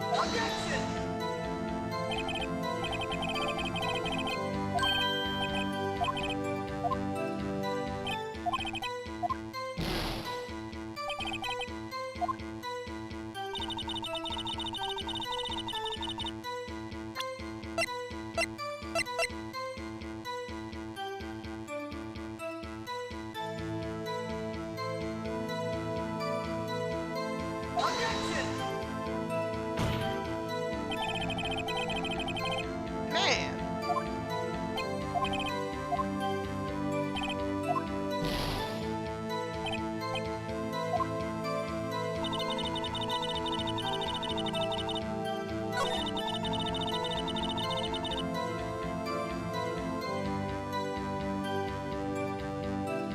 Why would they threaten her plan?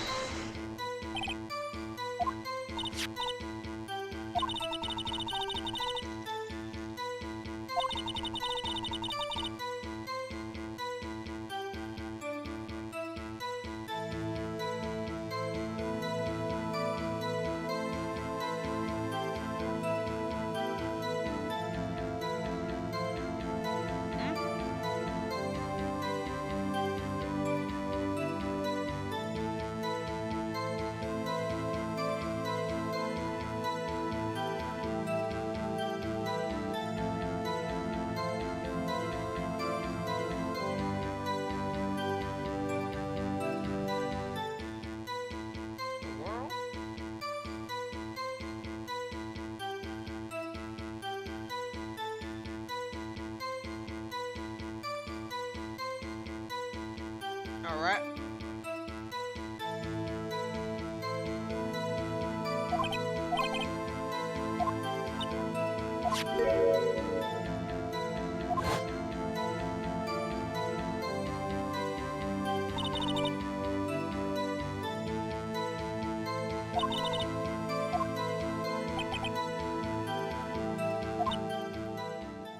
She's lying.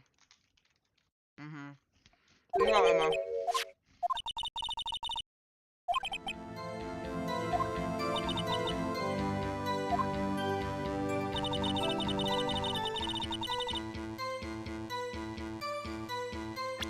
What do you think? I don't even know.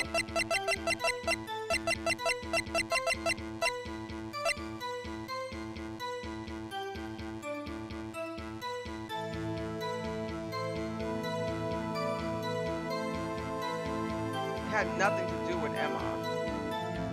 Objection! Oh my god. I don't know, man. That's what is this?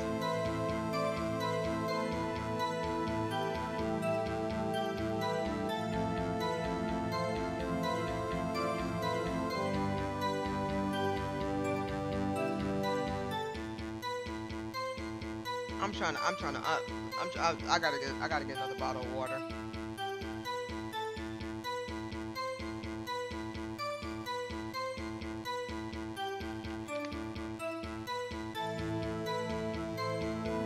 Failed once more, she's in jail. I know.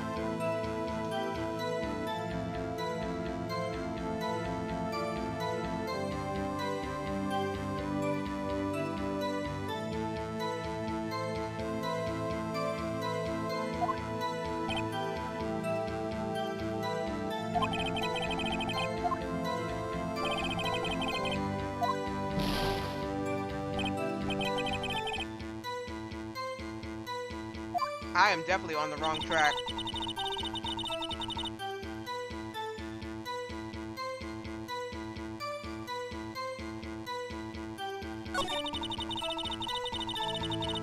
Wait, did I not? Okay, hold on.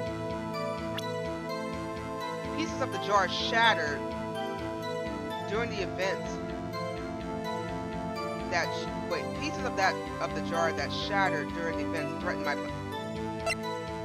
What do you mean?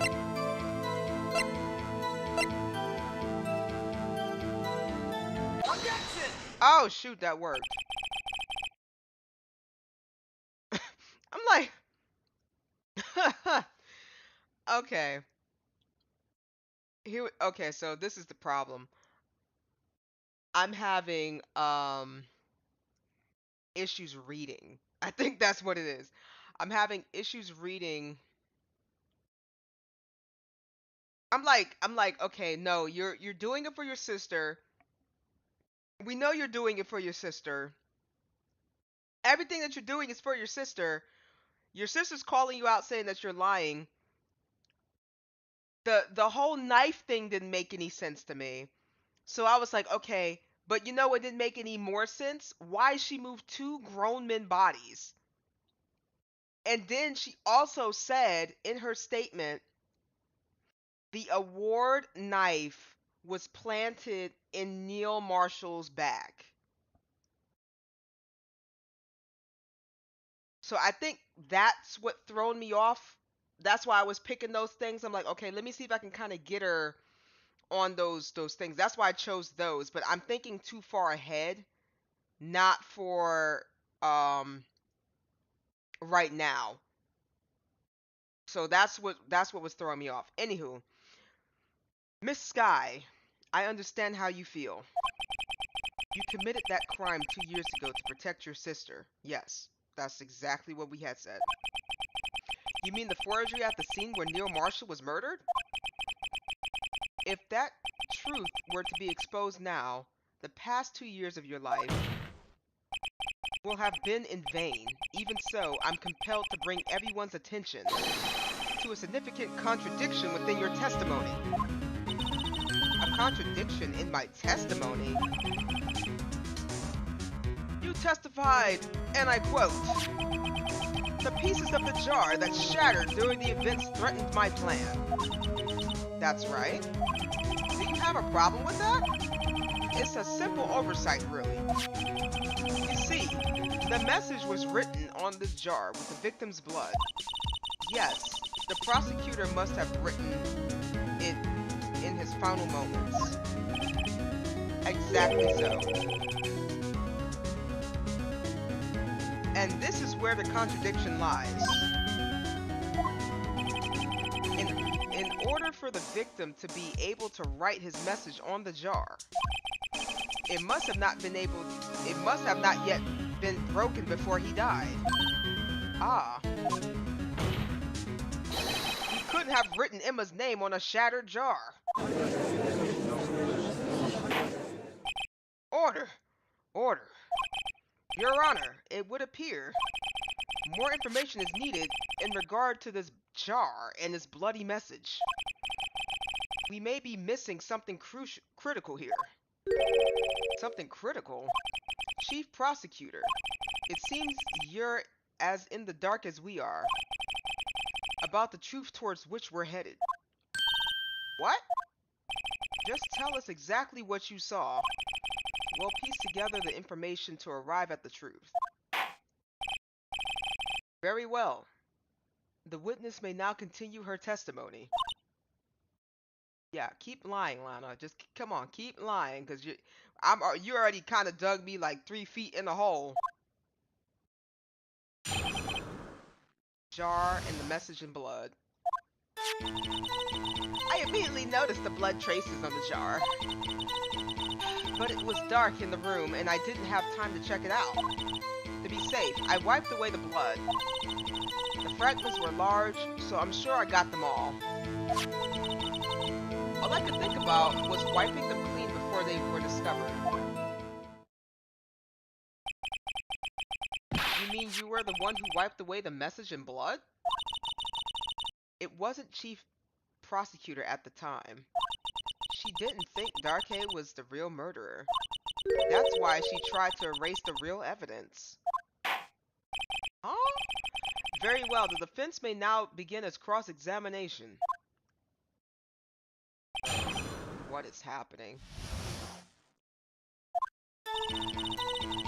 I immediately noticed the blood traces on the jar. Hold it!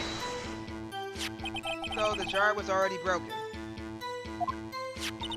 It's a miracle that thing hadn't broken earlier. It certainly looks as feeble as the defense's case, but not as feeble as the judge's judgment. You were an ace detective who never missed a detail. Do you really expect us to believe you didn't investigate what was written on the jar pieces? Normally I would have, but it was dark in the room and I didn't have time to check it out. So you didn't know your sister's name was written on the jar? No. If I had known, I would have gathered all the pieces and grounded them up into dust. Well, that helps my case. Lana, you'd do that for me? It seems you two might make up yet. Anyway, I just barely had enough time to move the body as it was. If someone happened upon the scene, you lose your chance to erase the evidence. You must have been in a hurry. I was. I knew I had to destroy the evidence before anyone came. This is rather shocking. To be safe, I wiped away the blood. I'm afraid this action of yours reveals what really happened. What do you mean? If you really thought Darkhay killed Prosecutor Marshall, you wouldn't have wiped away the blood. What else could I have done in that situation? Lana, I only had a few moments. There wasn't enough time for me to do anything else but gather up the pieces. The fragments were so large, so I'm sure I got them all.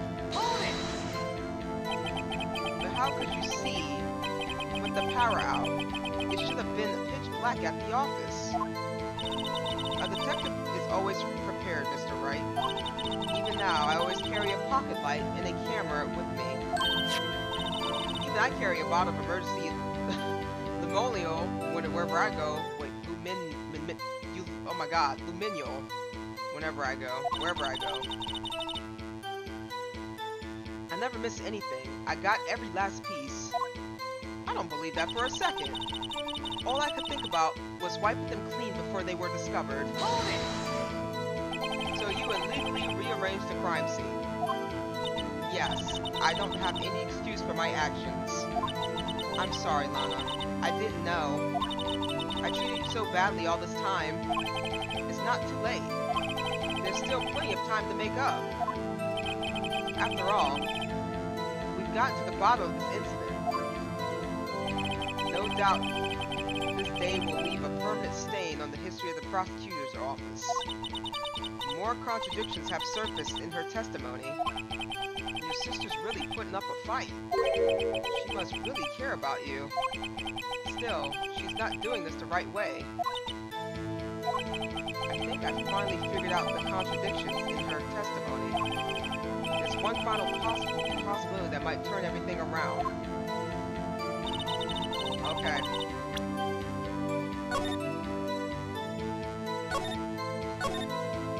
Right in the middle. Let's see. I immediately noticed the blood traces on the jar. It was dark in the room. I didn't have time to check it out. To be safe, I wiped away the blood. The fragments were so large, I'm sure I got them all. All I could do was think about wiping them clean before they were discovered.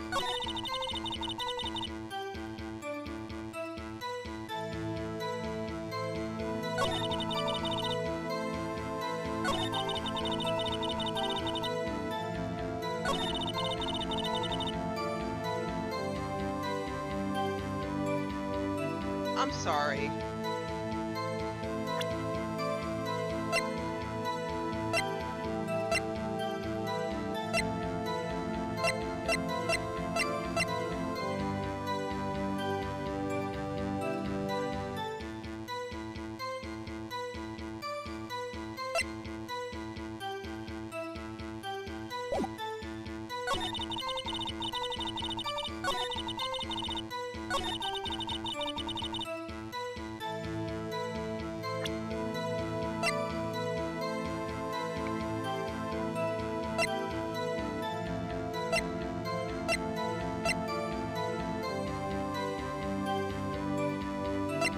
If you fail, we lose. Hey, it's okay. We have a load save if we fail.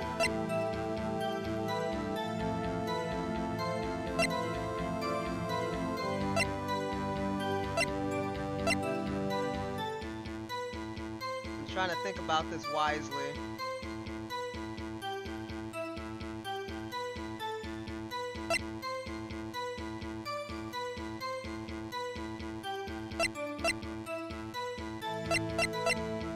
The fragments were large, so I'm sure I got them all. I don't see how she could see.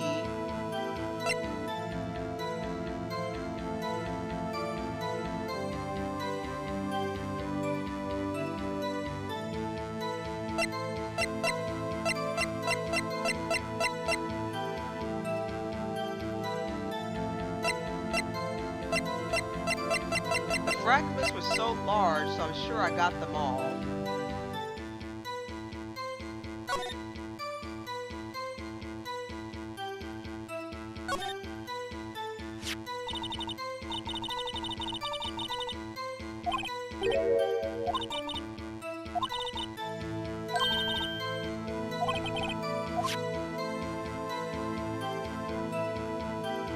She didn't get them all. What is she talking about? There was a power outage. Objection! Mrs. Sky, I believe this jar conceals a truth even you were unaware of. What? We found the final piece of this jar in Chief Gant's safe. Yeah, so, and then we had the whole vase with us. So what pieces did she pick up out the jar? She said she had a light, right? But that wasn't that's not what we know. We know we had a full vase in our possession this whole time. And Chief Gant had this particular piece in his vault. So the only piece she could have possibly picked up was that broken handle. That's the only thing I could kind of deduct her saying that she picked up the pieces. Because nobody has talked about this missing handle. It's just missing. We found the final piece of this jar in Chief Gant's safe. In the Chief's safe? But how? I knew it. She really didn't know. There's something even more disturbing about that final piece. There was still blood on it. but the witness just testified that she gathered every last piece and wiped the blood off them. Yes, which leaves us with only one explanation. On the night Prosecutor Marshall was murdered, you were not the first one to show up at the scene. Chief Gant got there before you.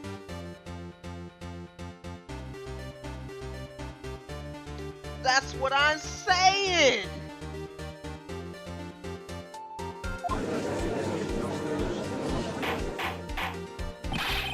But couldn't the defendant have simply missed a piece? Objection!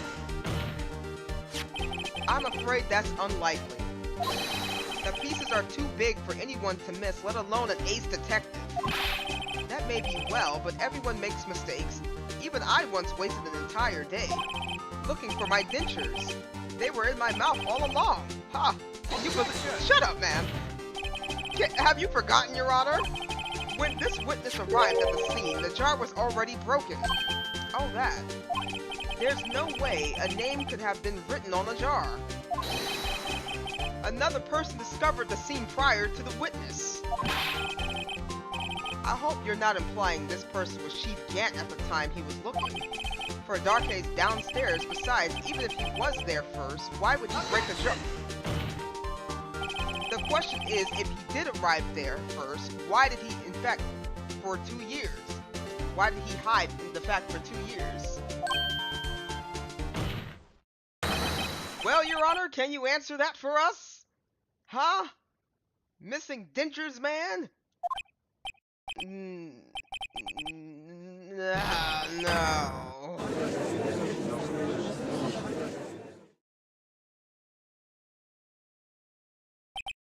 Wait.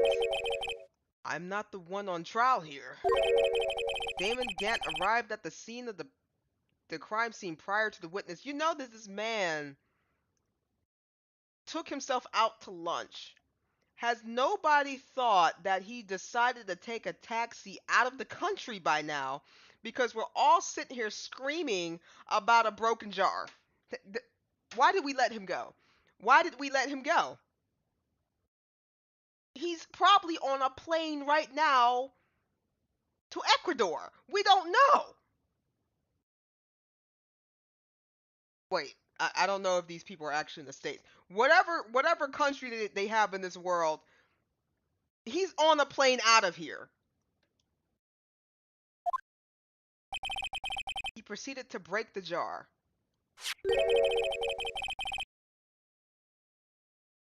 And purposely hid one of the broken pieces. Question. What is this action called? Forgery, manipulating evidence, what's the other one? Something about, not dissuading murder, but like, what's the word for evidence? What's the word I'm looking for? Where you're like, it's on the tip of my tongue and I can't say it. Not hiding evidence or concealing evidence for murder or something like that. Yeah. Next. No.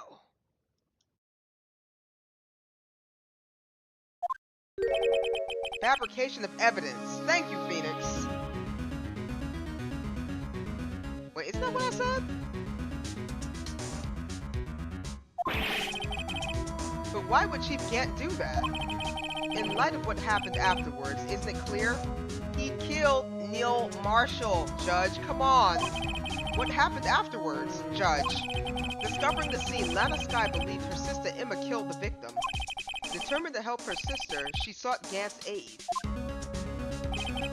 Lending her his aid, Gant helped her create evidence that incriminated Darkey.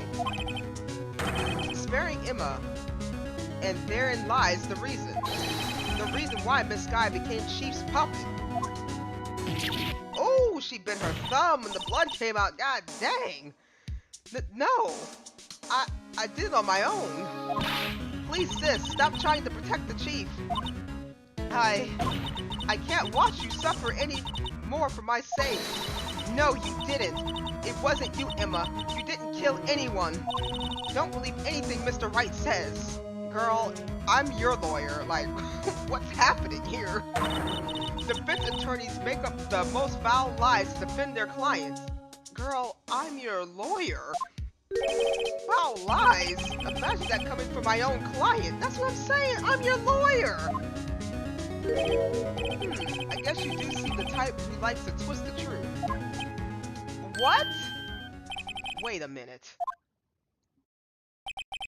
What if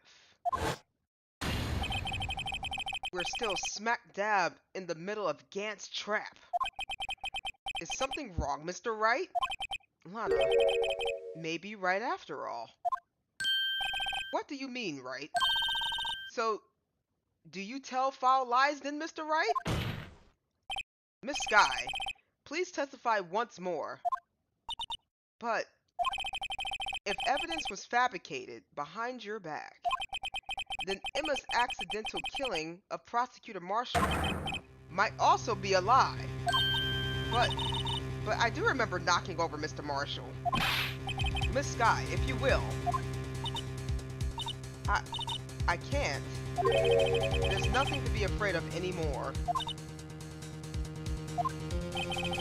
This cross-examination may not change a thing. However, there is a possibility that it will if you tell the truth. Well, very well. I'll testify about what I really saw.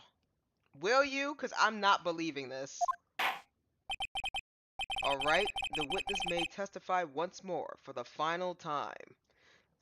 I'm done with this judge. I'm done with this courtroom. I'm done with the lies. I'm done because this man that we're accusing of murder is probably on a plane to Ecuador somewhere. You know, like, I don't know.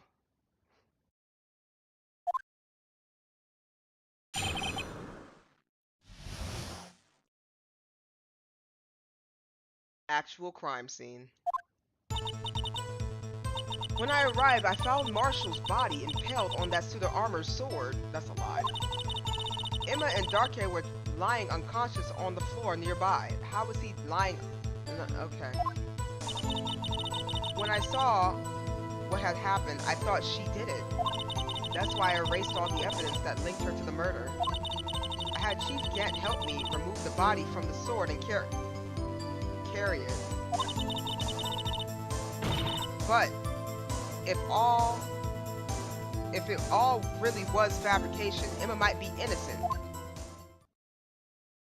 She literally just said, unbelievable. The body was impaled on the armor's sword? You were the only one who saw that. If only you had proof. Actually, I do have proof. I gave it to Mr. Wright just this morning. What? To me? It's a picture I took of the crime scene as I encountered it.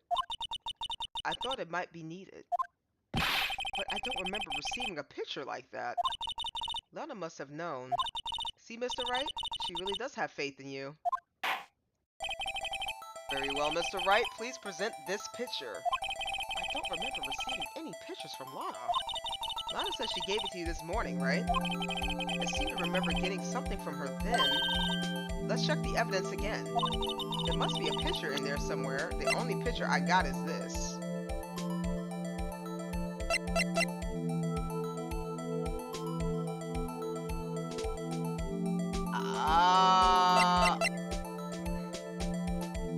She gave me a picture?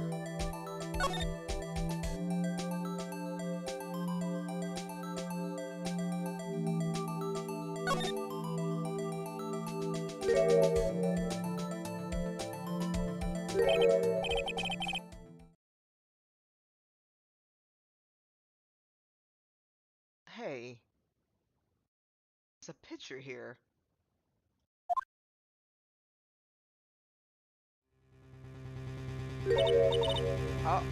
Oh my.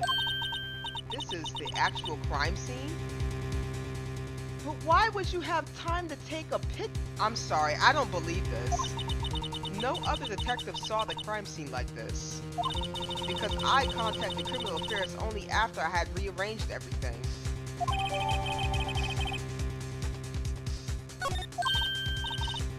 Mr. Wright! That piece cut out from his vest. Could that be? I can't see it, I'm sorry. The cloth we found inside Chief Gant's safe.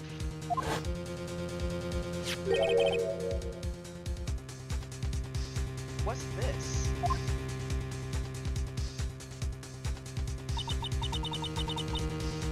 This is a handprint, isn't it? That cloth, it had a fingerprint on it. Whoever's fingerprints those are must be the real murderer. Oh my god, Emma, please. What? But those fingerprints, they're yours, Emma. Why are your lips turning all purple, Mr. Wright? Anyway, let's get on with the cross-examination. So long as you tell the truth, we should be able to flush out the real murderer. Very well. The defense may now begin its cross-examination. Oh God, indeed. That's crazy. When I arrived, I found Marshall's body in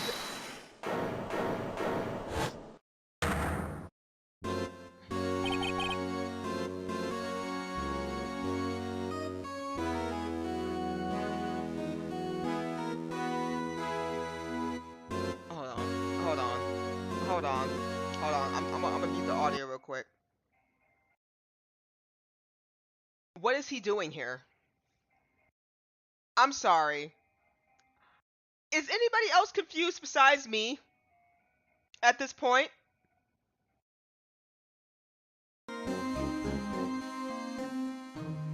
What are you doing here?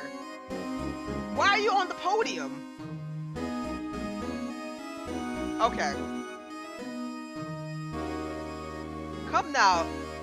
I'm sorry, I'm having a hard time pronouncing the judge's name. Udgay? Udgay?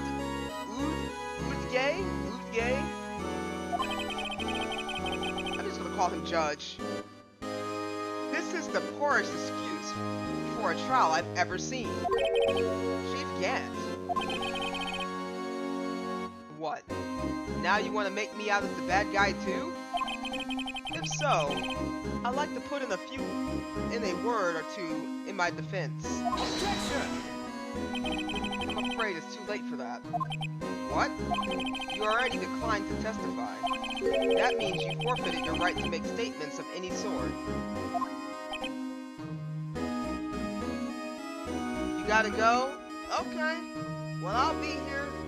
I'll probably complete this because we're already almost 3 hours in on this one here.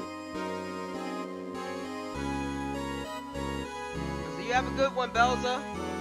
We're gonna keep on going. Oh, he's sweating now. This must be that wrist we were talking about earlier.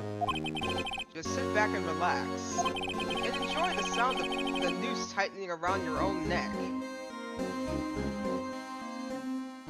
Oh my. Gah! Yeah.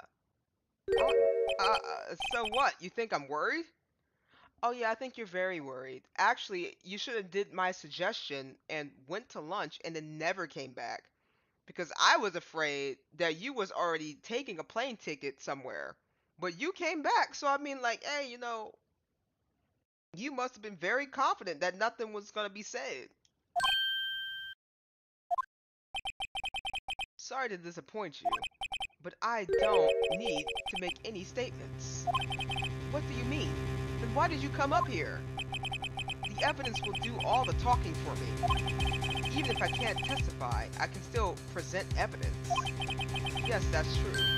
Wait, you mean you still have some conclusive evidence? No, I don't, but someone does. Someone? So, what's your excuse, Righto? Why have you been keeping quiet about it? You do have something to show us, right? Oh, he's talking about the handprint. Something that proves who knocked over near Marshall, causing his death? Conclusive evidence that leaves no room for doubt? Is this true, Mr. Wright? If I show that piece of evidence now, Emma's gonna be made out as the murderer. Mr. Wright, if you have any more evidence, present it now. And if you try to conceal anything, you will be the one appearing before the Board of Inquiries. What do I do now? I gotta think this through carefully. I can't afford to make the wrong decision. Did I present that piece of evidence? The one that shows who really killed?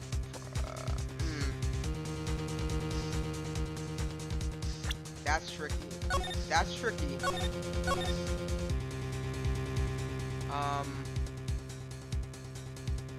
That is very tricky. Cannot show evidence. I don't think he should. I think that guy came in.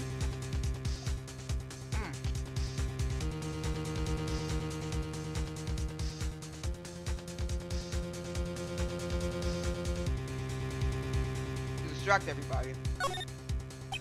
Your Honor, I don't have any evidence I can present at this point in time. What? You lie! Chief Gant? You opened my safe. I know you took what was inside. The conclusive evidence. I don't know what you're talking about. Mr. Wright, why don't you show them? We found it together, Emma. I need you to hush, honey. Oh, I see. It's because you know the truth, don't you? You know whose fingerprints are on it. That's why you won't present it. What are you talking about, Chief Gant? Can't you figure it out? Take a good look at this picture. See the victim's vest? Notice anything odd about the chest area? It looks like part of it's been cut out for some reason. You mean you had this in your safe? What? That means you, the chief of police, have been concealing evidence. This is going to be the biggest scandal in history of the police department. Idiot. Impressive. To be honest, I didn't think you had the gall, righto? What are you talking about? Well, I can't just let you pin me up as the murderer. I'll tell you what really happened. What? You mean you admit to it? What is happening? I was the first person to arrive at the crime scene that day. It then occurred to me that I could use the situation to control Lana. I thought he couldn't testify. So you really were manipulating her. I knew Lana. If I made it look like the blame lay with her sister, that when she saw the scene, she would ask me for my aid. So you assisted Miss Sky. I told her to arrange all the evidence. I had her plant the knife tip in the victim's body and the body across the room. And I ended up using that evidence to get Joe Darkhaze convicted. When I tampered with the crime scene, I hid 2 pieces of evidence. This was before Lana arrived at the scene, mind you.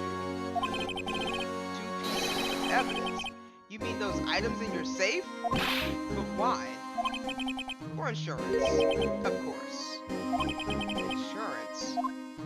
I was sure my plan would work, but it's always best to be prepared for the worst. I wasn't about to let anyone blame me for a murder that girl committed. You mean you were calculating that far ahead while forging the evidence? What do you take me for, a fool? I didn't make police chief by dumb luck. See this jar fragment? I hit the most legible part of Emma's name. I didn't expect Lana to go off and wipe the blood off all the pieces. Objection! But if you fabricated all the evidence, what's to say you didn't fabricate the message on this jar too? He's right. He's right. And you know what? I don't think it said I don't think it said Emma. I think it said Gant.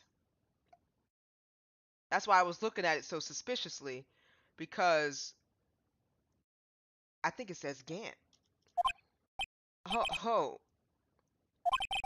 Some people just don't know when to quit, do they? That's why I kept one more item for insurance. You mean that piece of cloth? Come on, Righto. Cough it up already. I know you have it.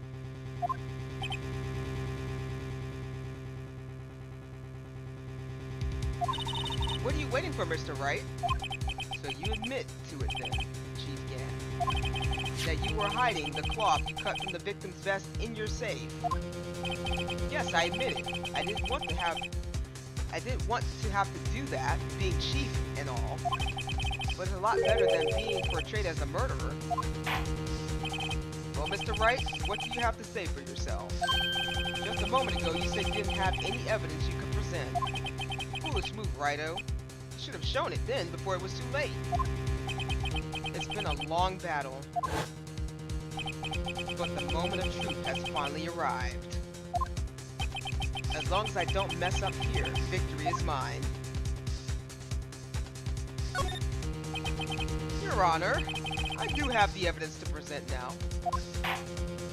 Alright then, let's see this conclusive evidence. The evidence that shows who actually murdered Prosecutor Marshall.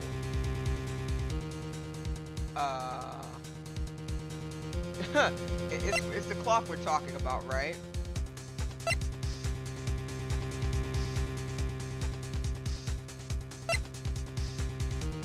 Take that! Let me verify this once more. On the day of the crime, you personally cut out this piece of the victim's vest. Oh yes! At last, you finally brought it out into the open. There's a handprint on this cloth. Your Honor, the prosecution requests that be immediately sent to the lab for analysis. This handprint on the leather. There must have been a strong impact for it to be left so clearly. You mean it could have not been forged? It must be authentic, conclusive evidence. Oh. You're as slow on the uptake as ever, Worthy. What? Think about it. Righto had all this time to present this evidence, yet he was reluctant to do so. Why would that be? You mean you already know? You know whose fingerprints are on that? Mr. Wright, do you really know? Whoever's fingerprints belong... Oh my god. Whoever the fingerprints belong to must be the real murderer. Whose fingerprints are they? Very well. I'll tell you. It should be okay now. Everything's proceeding as predicted. The person whose fingerprints these fingerprints belong to is that... Nah, I wish it was, though. Take that! Emma? Emma Sky? What? They're mine? I'm sorry, Emma. But why? Why didn't you tell me? Oh! You're really something, Righto. You knew this girl did it all along. And you still tried to pin the murder on me.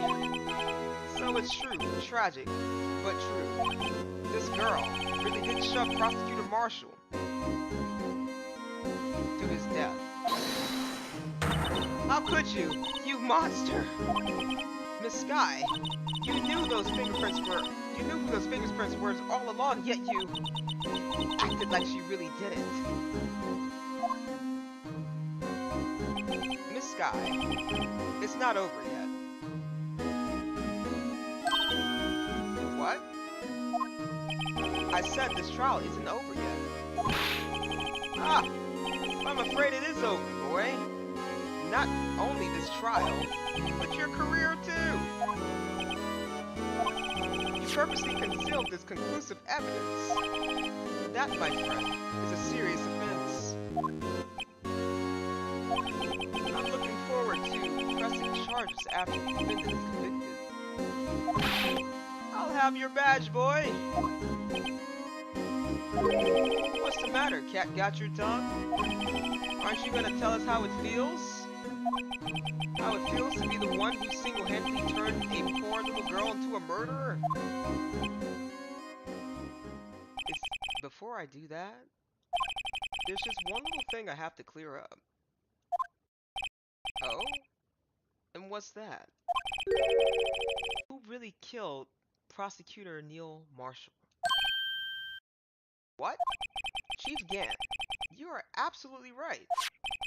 This piece of evidence, this piece of cloth, proves who the real murderer is. Who killed Neil Marshall, you asked?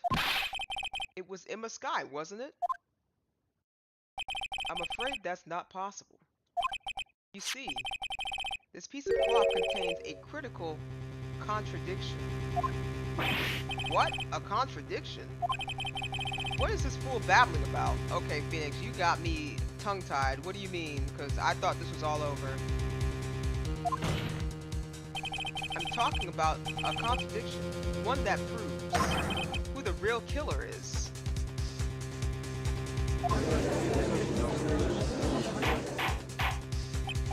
Mr. Wright, this piece of cloth, what could it possibly contradict? Chief Gant, your tyrannical reign ends here. Behold, the piece of evidence that contradicts this cloth.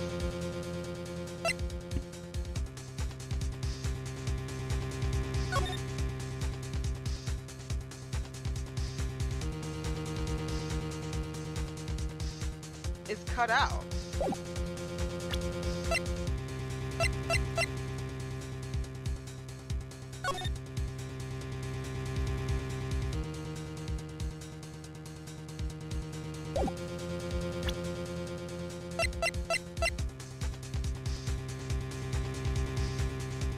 Take that! And what exactly is this supposed to be? This is the picture Miss Skye took. Take a good look at it.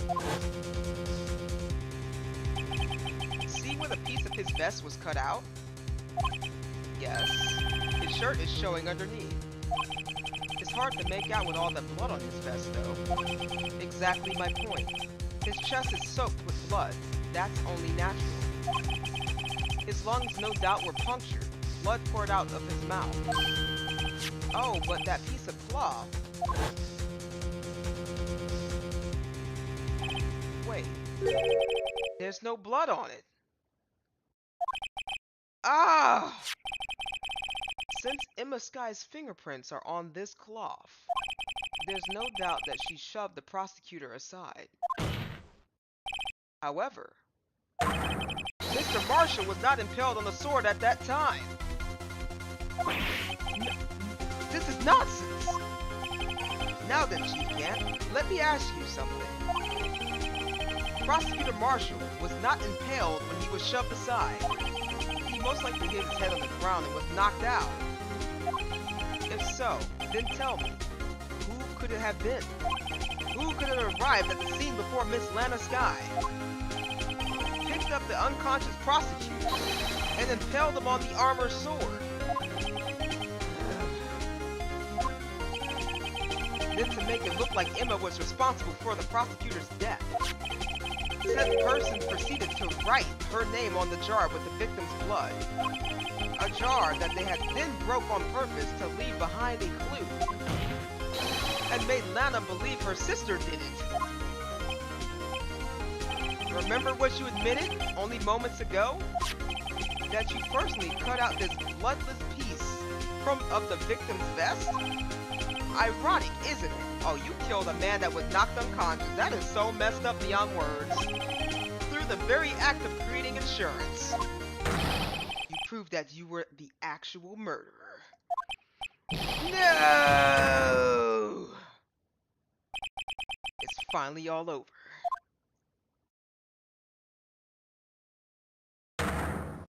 protection. Who said that? Oh, that was close, Ryder. You almost had me. Hello? Sorry, but you'll have to do better than that. I refute your allegations. What do you mean, refute his allegations? You see, that piece of cloth is illegal evidence. Order! Order! What nonsense is this? Illegal evidence cannot be used to convict the suspect. Remember, Uji? Earlier, old Wright here concealed that piece of cloth. So then, what's your excuse, Wright? You have some conclusive evidence, don't you? Your Honor, I don't have any evidence I can present at this point in time. Well, that's true. The defense did refuse to present the evidence. At that moment, that piece of cloth ceased to be legal evidence. But that's not fair! Woo, woo, woo, woo. Did you actually think you could please me in court? It looks like I got the last laugh on you, son.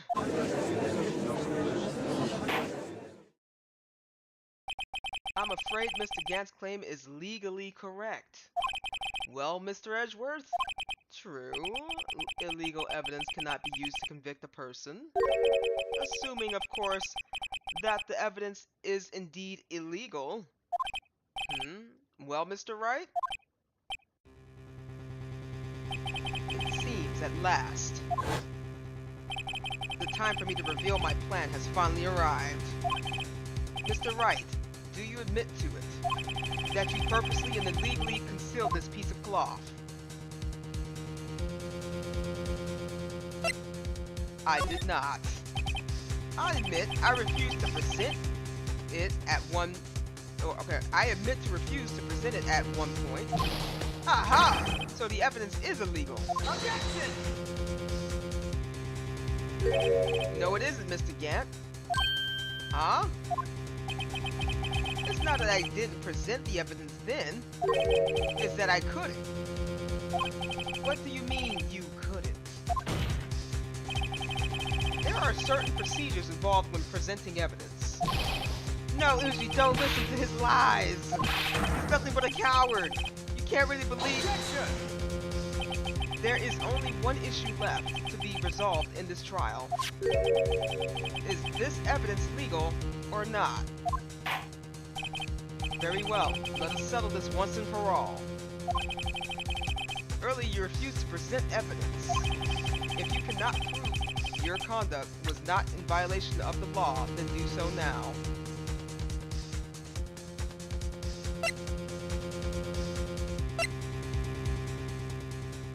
Oh, here we go. No evidence shall be shown without the approval of the police department. Unregistered evidence present must be relevant to the case on trial. That seems about right. Let me just make sure, though. There's really nothing else. It has to be this. Evidence law. Take that! This is my proof, Your Honor. Evidence law. What's this? I've done my homework too, Chief. Indeed, Emma Sky's fingerprints were on this piece of cloth. However, at that point in time, this was merely a piece of cloth, nothing more. What? You see, it's written right here in this book, the second rule of evidence law. Oh, he's sweating now. Rule 1. No evidence shall be shown without the approval of the police department. I found this piece of evidence myself, inside your safe. Goes without saying, I did not have approval from the police department. Rule 2. Unregistered evidence present must be relevant to the case on trial. And here's the crux of the matter. You see, at the time, it was impossible for me to prove the relevance between the cloth and the SL9 incident. What? What kind of nonsense is this? You want relevancy? Just take one look at this picture and... Objection! Sorry, but can you recall when was that picture presented? That was shown only a few moments ago. No. He's right. At the beginning of today's trial, that piece of cloth was still meaningless. The person who gave it value as evidence was you, Damon Gant.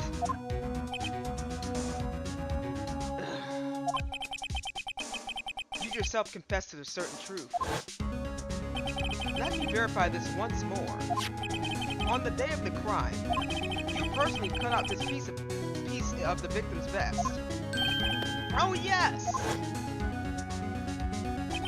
No! It was then that you approved this cloth as conclusive evidence. Yes, you, the chief of police, personally approved this cloth. The only person who could have cut this cloth from the victim's vest is the one who stood before the prosecutor marshal in his final moments. In other words, the real murderer, and there's only one person who could that could be Damon Gant. The killer was you.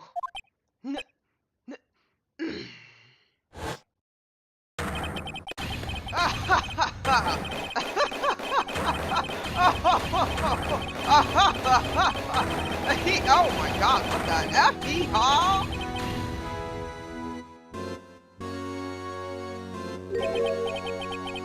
I knew I should have gotten rid of him. That good-for-nothing scum. For 2 years, he's been snooping around in the apartment trying to get something on me. Crimes are being committed every day, yet he insisted on hounding me. Well, your crime wasn't exactly petty. He wanted to reinvestigate the case. He recruited Angel Starr, then convinced Bruce Goodman. Detective Goodman? Yeah, that's right. If evidence is transferred, I'll lose my only chance to find out the truth. Please, you gotta help me. Goodman turned him down, as he ought to. Still, Trent Marshall didn't know when to quit. He stole Goodman's ID card and tried to take the evidence. Goodman came to me that day. He wanted to file a lost item report. I went with him to the evidence room. And then all of a sudden he decided to speak out. What are you talking about, Goodman? Can you please reopen the investigation, Chief? We can't transfer the evidence out. There are too many questions left unanswered.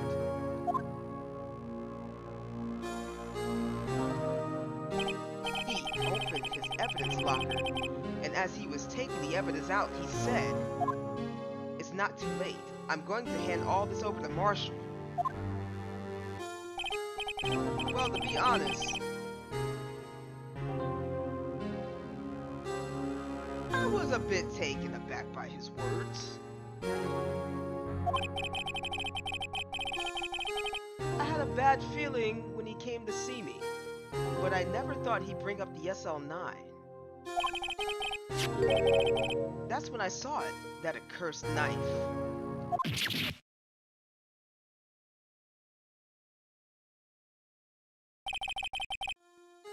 I couldn't just pull it out. Doing so would only lead to more blood, making it near impossible to hide your crime. Even so, the blood was just pouring out. I didn't know who might have stumbled in, so I hurried up to wipe it. I was worrying so much about the floor, I didn't realize my fatal mistake. The bloody handprint on Detective Gumshoe's locker. I used to be known as the crime computer, but everyone has to start somewhere, I guess. I was too nervous. I had no business doing any of it. Then you put the body in my car? I'm sorry, I couldn't think of any other way to move the body. I broke your trunk, but what's the big deal? You make a lot more money than us detectives ever will. Ugh. Leaving the prosecution's car aside, how? How could you get this guy involved in all this? Well, she had much to lose as I did if the truth came out. So you took the evidence from Detective Goodman's locker. I felt bad for having to do it. I also didn't have time to pick and choose what to take. So, you left the jar fragments and the glove? Yeah. It looks like I was better off being an investigator of crimes than a committer.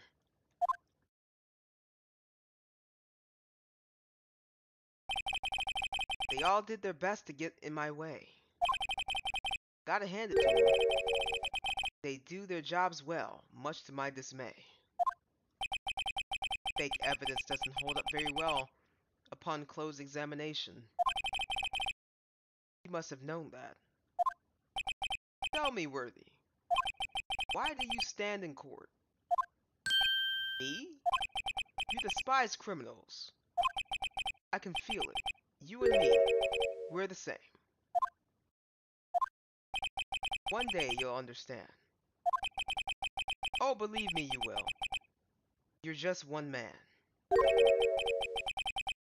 You'll see what it really takes to bring them down once you try to go at it alone.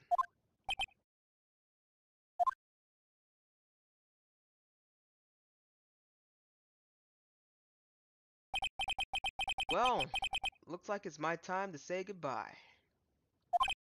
Oh! Good gay. What? Looks like we'll have to cancel that lunch date. Sorry, old friend.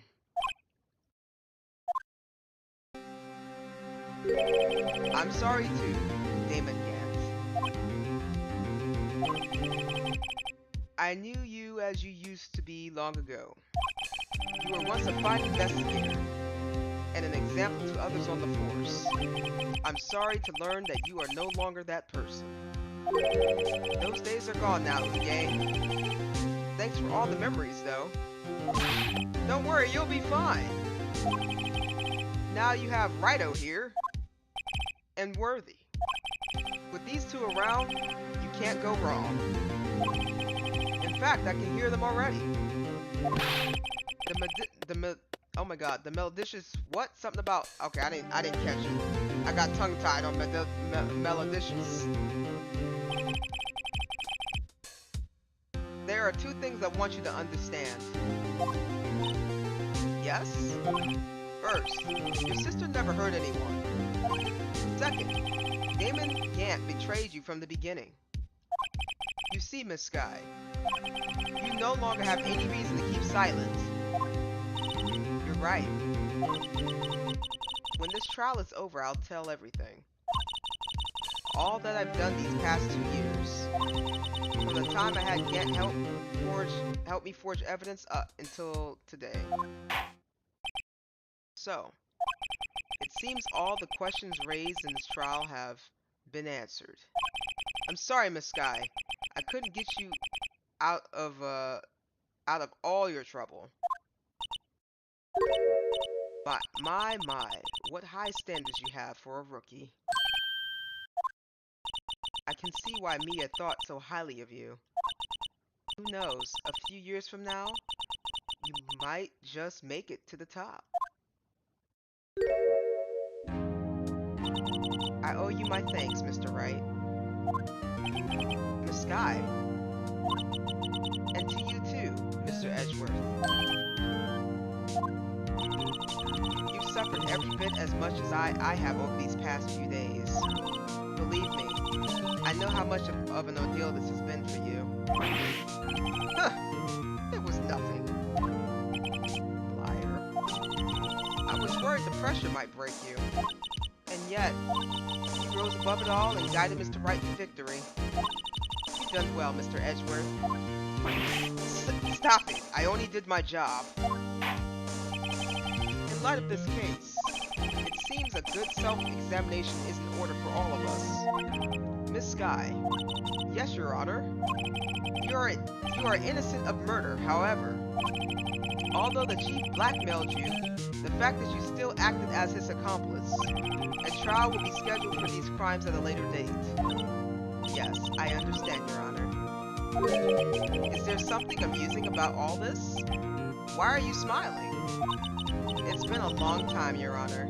A long time since I felt free of these heavy chains.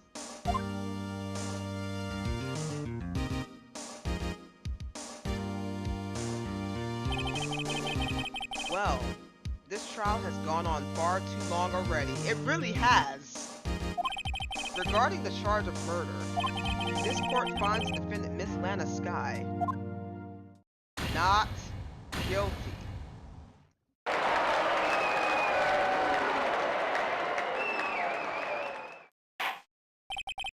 That is all. This court is adjourned.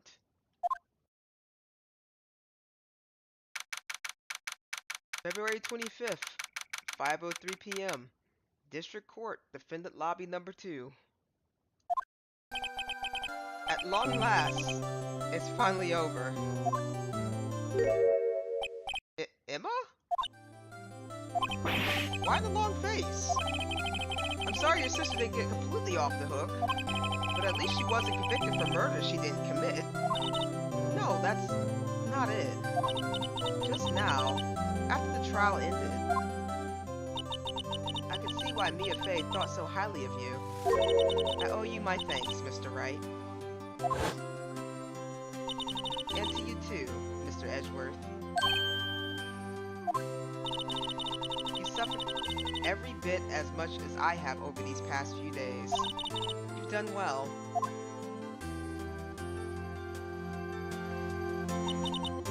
You know, I did my best too. But Lana didn't say a single word to me. I hope I'm not interrupting anything, pals. Gumshoe, what the actual F? Okay, what do you want, Gumshoe? Oh, I guess I am. I'll come back later. Wait, Detective Gumshoe, what is it? You're doing this on purpose, aren't you? Making detective run around while on duty, and on top of it, you called me here. I've seen happier people at funerals. I swear to God, this is deja vu. Hey, lighten up, pals. I'm only kidding. Oh, are you here because of my sister again? Nope, not this time. I came today because of you, pal. Me? That's right. I thought you'd like to see someone. Lana! Should you be doing this? She's still under arrest, you know. Well, I won't tell if you won't. Emma, I owe you an apology. It's okay, sis. Don't worry about it. That day, 2 years ago, was the first time in my life I ever panicked. It was all I could do to keep myself from screaming. All I could think about was keeping you from getting wrapped up in that mess. Sis, I asked Gant to help me cover up the truth. I thought I was doing it for your sake, but now I realize I was wrong. I changed after that day. I had to. It was the only way I could make it through the past 2 years. I knew how much I was hurting you by distancing myself, but I couldn't bring myself to tell you what I did. I was scared.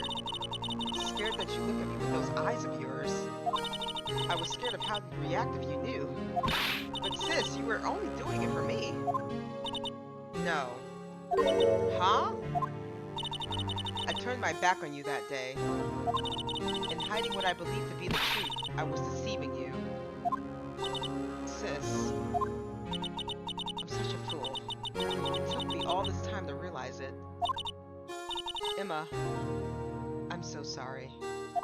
But sis, you don't have to apologize. I'm happy now.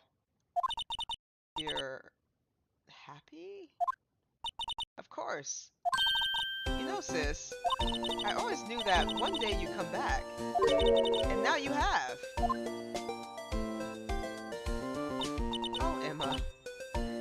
Emma. Ah. No one can change the past. The only thing we can do is strive to make up for our mistakes. Why must we make up for our mistakes, you ask?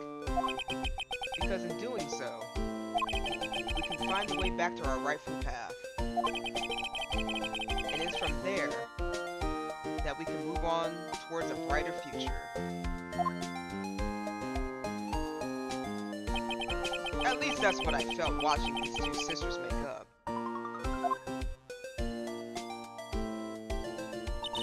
Mr. Wright, Mr. Gumshoe, me?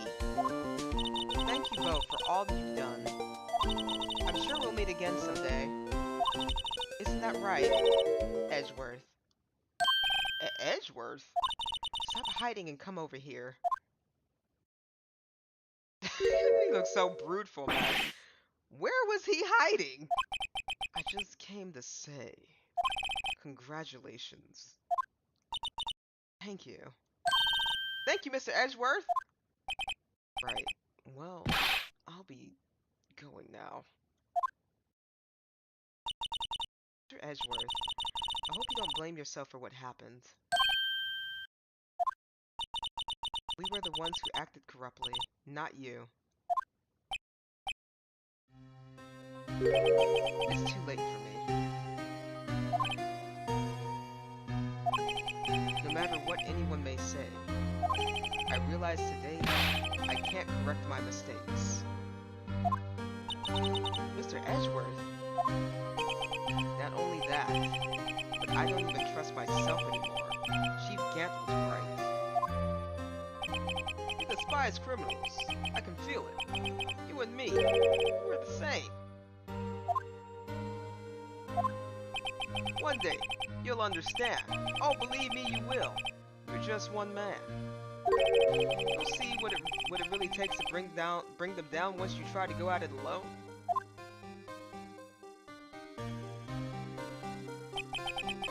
I do despise criminals. I plan to dedicate my entire life fighting them. But in order to fight crime on my own, I need a weapon. It's scary, but I've known that to be true for quite some time now. But Edgeworth knows, given enough time, I might have tried to pull something like Chief Gant did. That thought terrifies me. That's why I can't continue on as a prosecutor. Edgeworth, don't you understand? Damien Gant and your mentor, Manfred von Karma, were both the best when it came to fighting crime. But they both made the same mistake. You said in order to fight crime on my own, I needed a weapon. That may be true, but think back to today's trial. You weren't alone. Yeah, I mean, the defense really... You know what? I'm gonna let them continue. You were working together with Mr. Wright. And because of that partnership, you were able to present evidence otherwise would have gone undiscovered. Isn't that right, Mr. Wright? Huh? Yeah. What is this, a pop quiz? Come on, Mr. Wright, show him what Lana's talking about. Evidence, huh? Something that neither Edgeworth nor I would have been able to find on our own.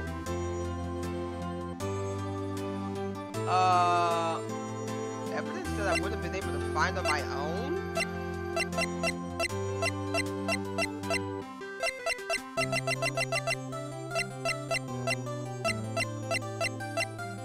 I don't know.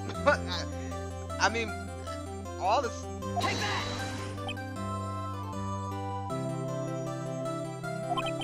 That might mean something to you, but I don't see how that had anything to do with our partnership. Huh? Mr. Wright, it seems you still have a lot to learn as well. Did I do something wrong? Was that not the right one?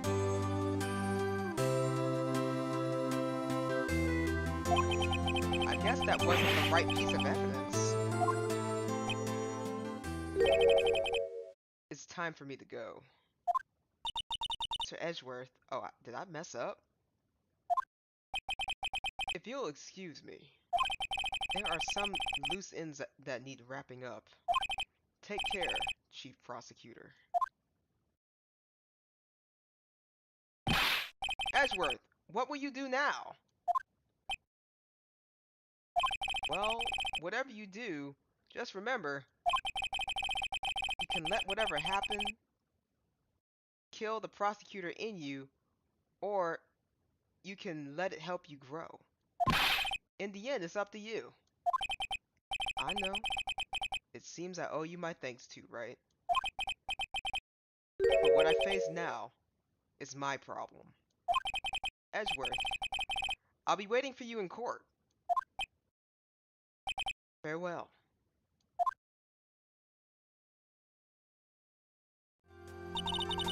I better be going too. Okay. But I'll be by to visit soon. It seems we'll both have a lot to learn and catching up to do. Here, this is a little something for you. Scientific investigation.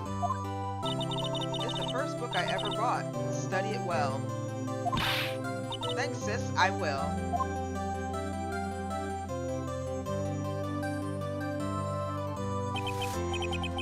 And so another case came to a close. As for the sisters, I have faith.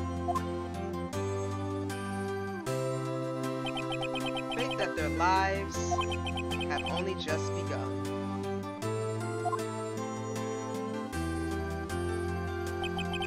And as for me, I think it's time I started on a new journey of my own. A journey to rediscover myself. Well, don't go trekking off just yet, pal. Huh? What is it, detective? There's just a little matter to be resolved about the chief prosecutor. You see, she isn't supposed to be out of jail like this. But I thought you said it was okay. Yeah, well, it may be okay with me, but the folks at the prison are a different story. Huh? Basically, I had to bribe a guard in order to sneak her out for 30 minutes. Believe me, it wasn't cheap either. Huh? Way to go, detective. I didn't know you had a wild side. Yeah, well, you see, Mr. Wright here's the one who'll be footing the bill. Huh?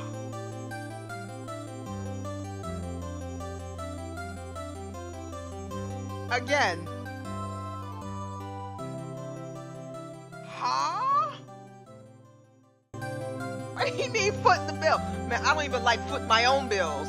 Why do I gotta foot your bill? What, do you think I can afford with my salary? You gotta be kidding me, pal. Huh? Huh? Huh? Thank you, Mr. Wright. You're the best. Why is it I suddenly feel like I want to scream? Because you do. You totally do. And I would scream for you because I would be screaming at this point. Hey, I got an idea. Why don't we all go pay it off together? Yeah, that's a great idea. Come on, guys. Let's go. Objection!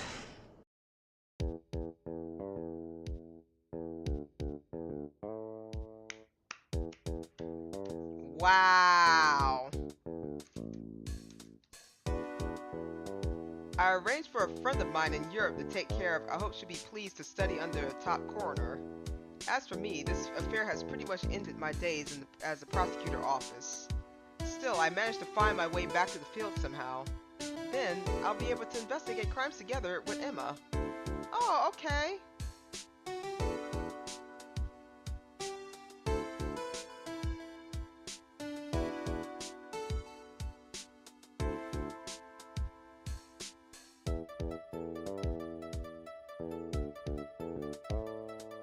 Yikes, I thought I was goner for a moment there in the end though. They overlooked my unauthorized investigation of the chief's office. If we penalize you anymore, it'd be worse than firing you. Yep, that's what they said. It just goes to show, you can't shake me off that easy.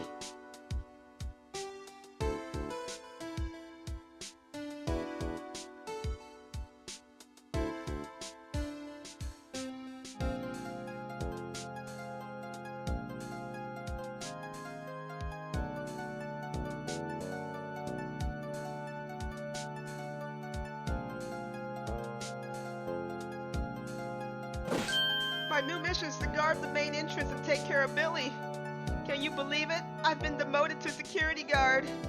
My partner's keeping an eye on the entrance for me today. I'll show them though. Someday I'm going to make detective. Yes, sir, and then I could be just like that gumshoe guy. You got demoted? That's unfortunate.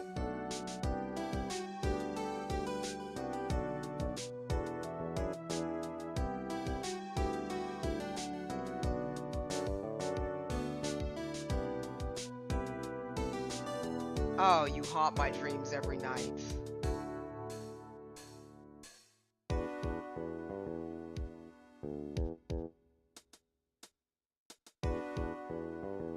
Oh, it fell over.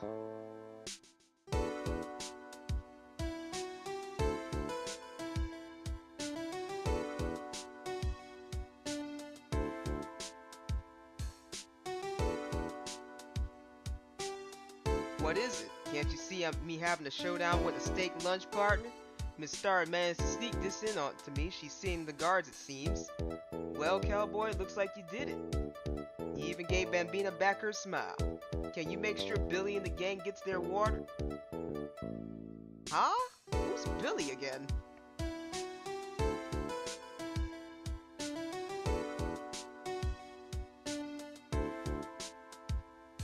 Looks like we won't be seeing each other for a while. As a farewell gift, I put a new meal on the menu. The Right Way lunch. The top layer tasted bitter as defeat, but the bottom layer is sweet as victory. Kids seem to dig a turnabout theme. It's a hot seller around the exam time. Just make sure not to eat it backwards.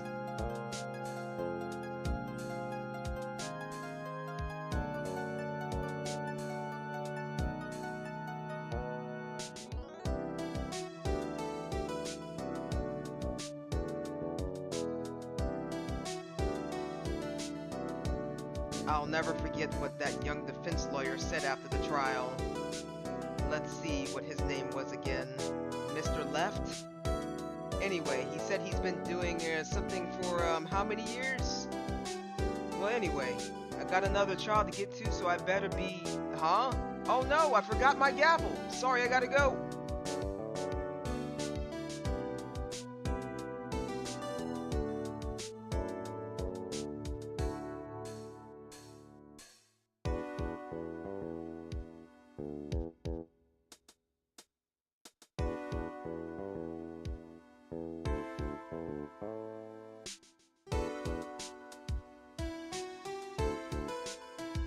Ah, nothing soothes the soul like fresh country air. Still, sometimes I do miss hearing you and your objection. Still, I can't go back until I'm full-fledged spirit medium. Mystic Maya, afternoon training's about to begin. Coming! Well, see you around, Nick.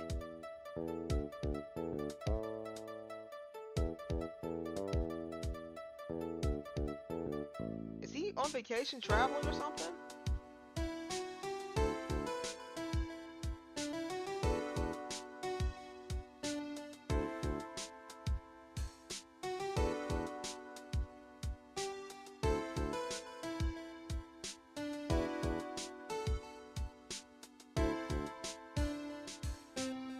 Mr. Edgeworth. Mr. Edgeworth? I brought you your tea. What's going on?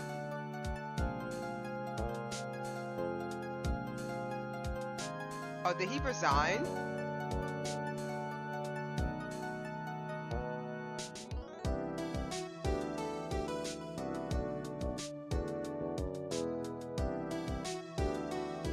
Thanks for coming to see me off.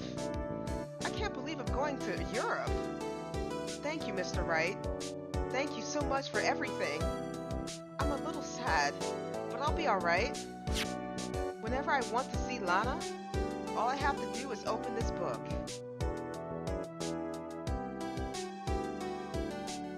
Oh.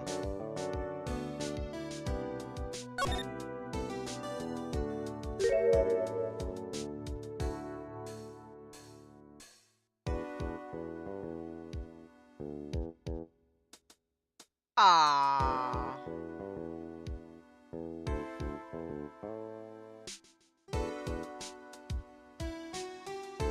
That's adorable. Rise from the Ashes, clear episode 5 of Phoenix Wright, Ace Attorney. Alright.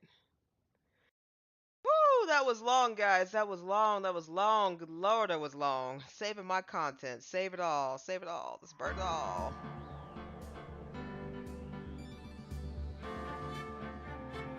That couldn't have been it, though, right?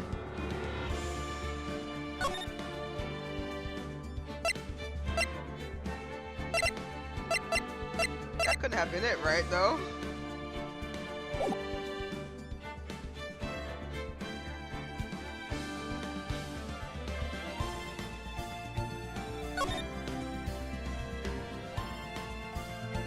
Play this game. Oh, I think that... Oh...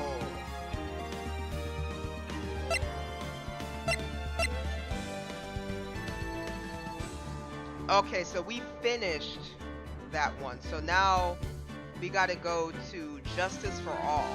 Okay. Well, I'ma stop it here. Because it's already almost, so it's like 10:44. So I'm gonna go ahead and stop it here. We was at it for a minute. That took a while. So we go to the next one. The next one, I believe. Yeah. So let's go switch back to chat.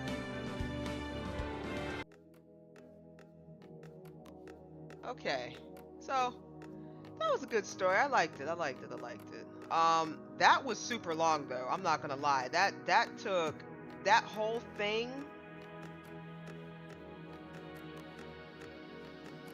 from whenever I had started it to where I had finished it. So I had picked it up again.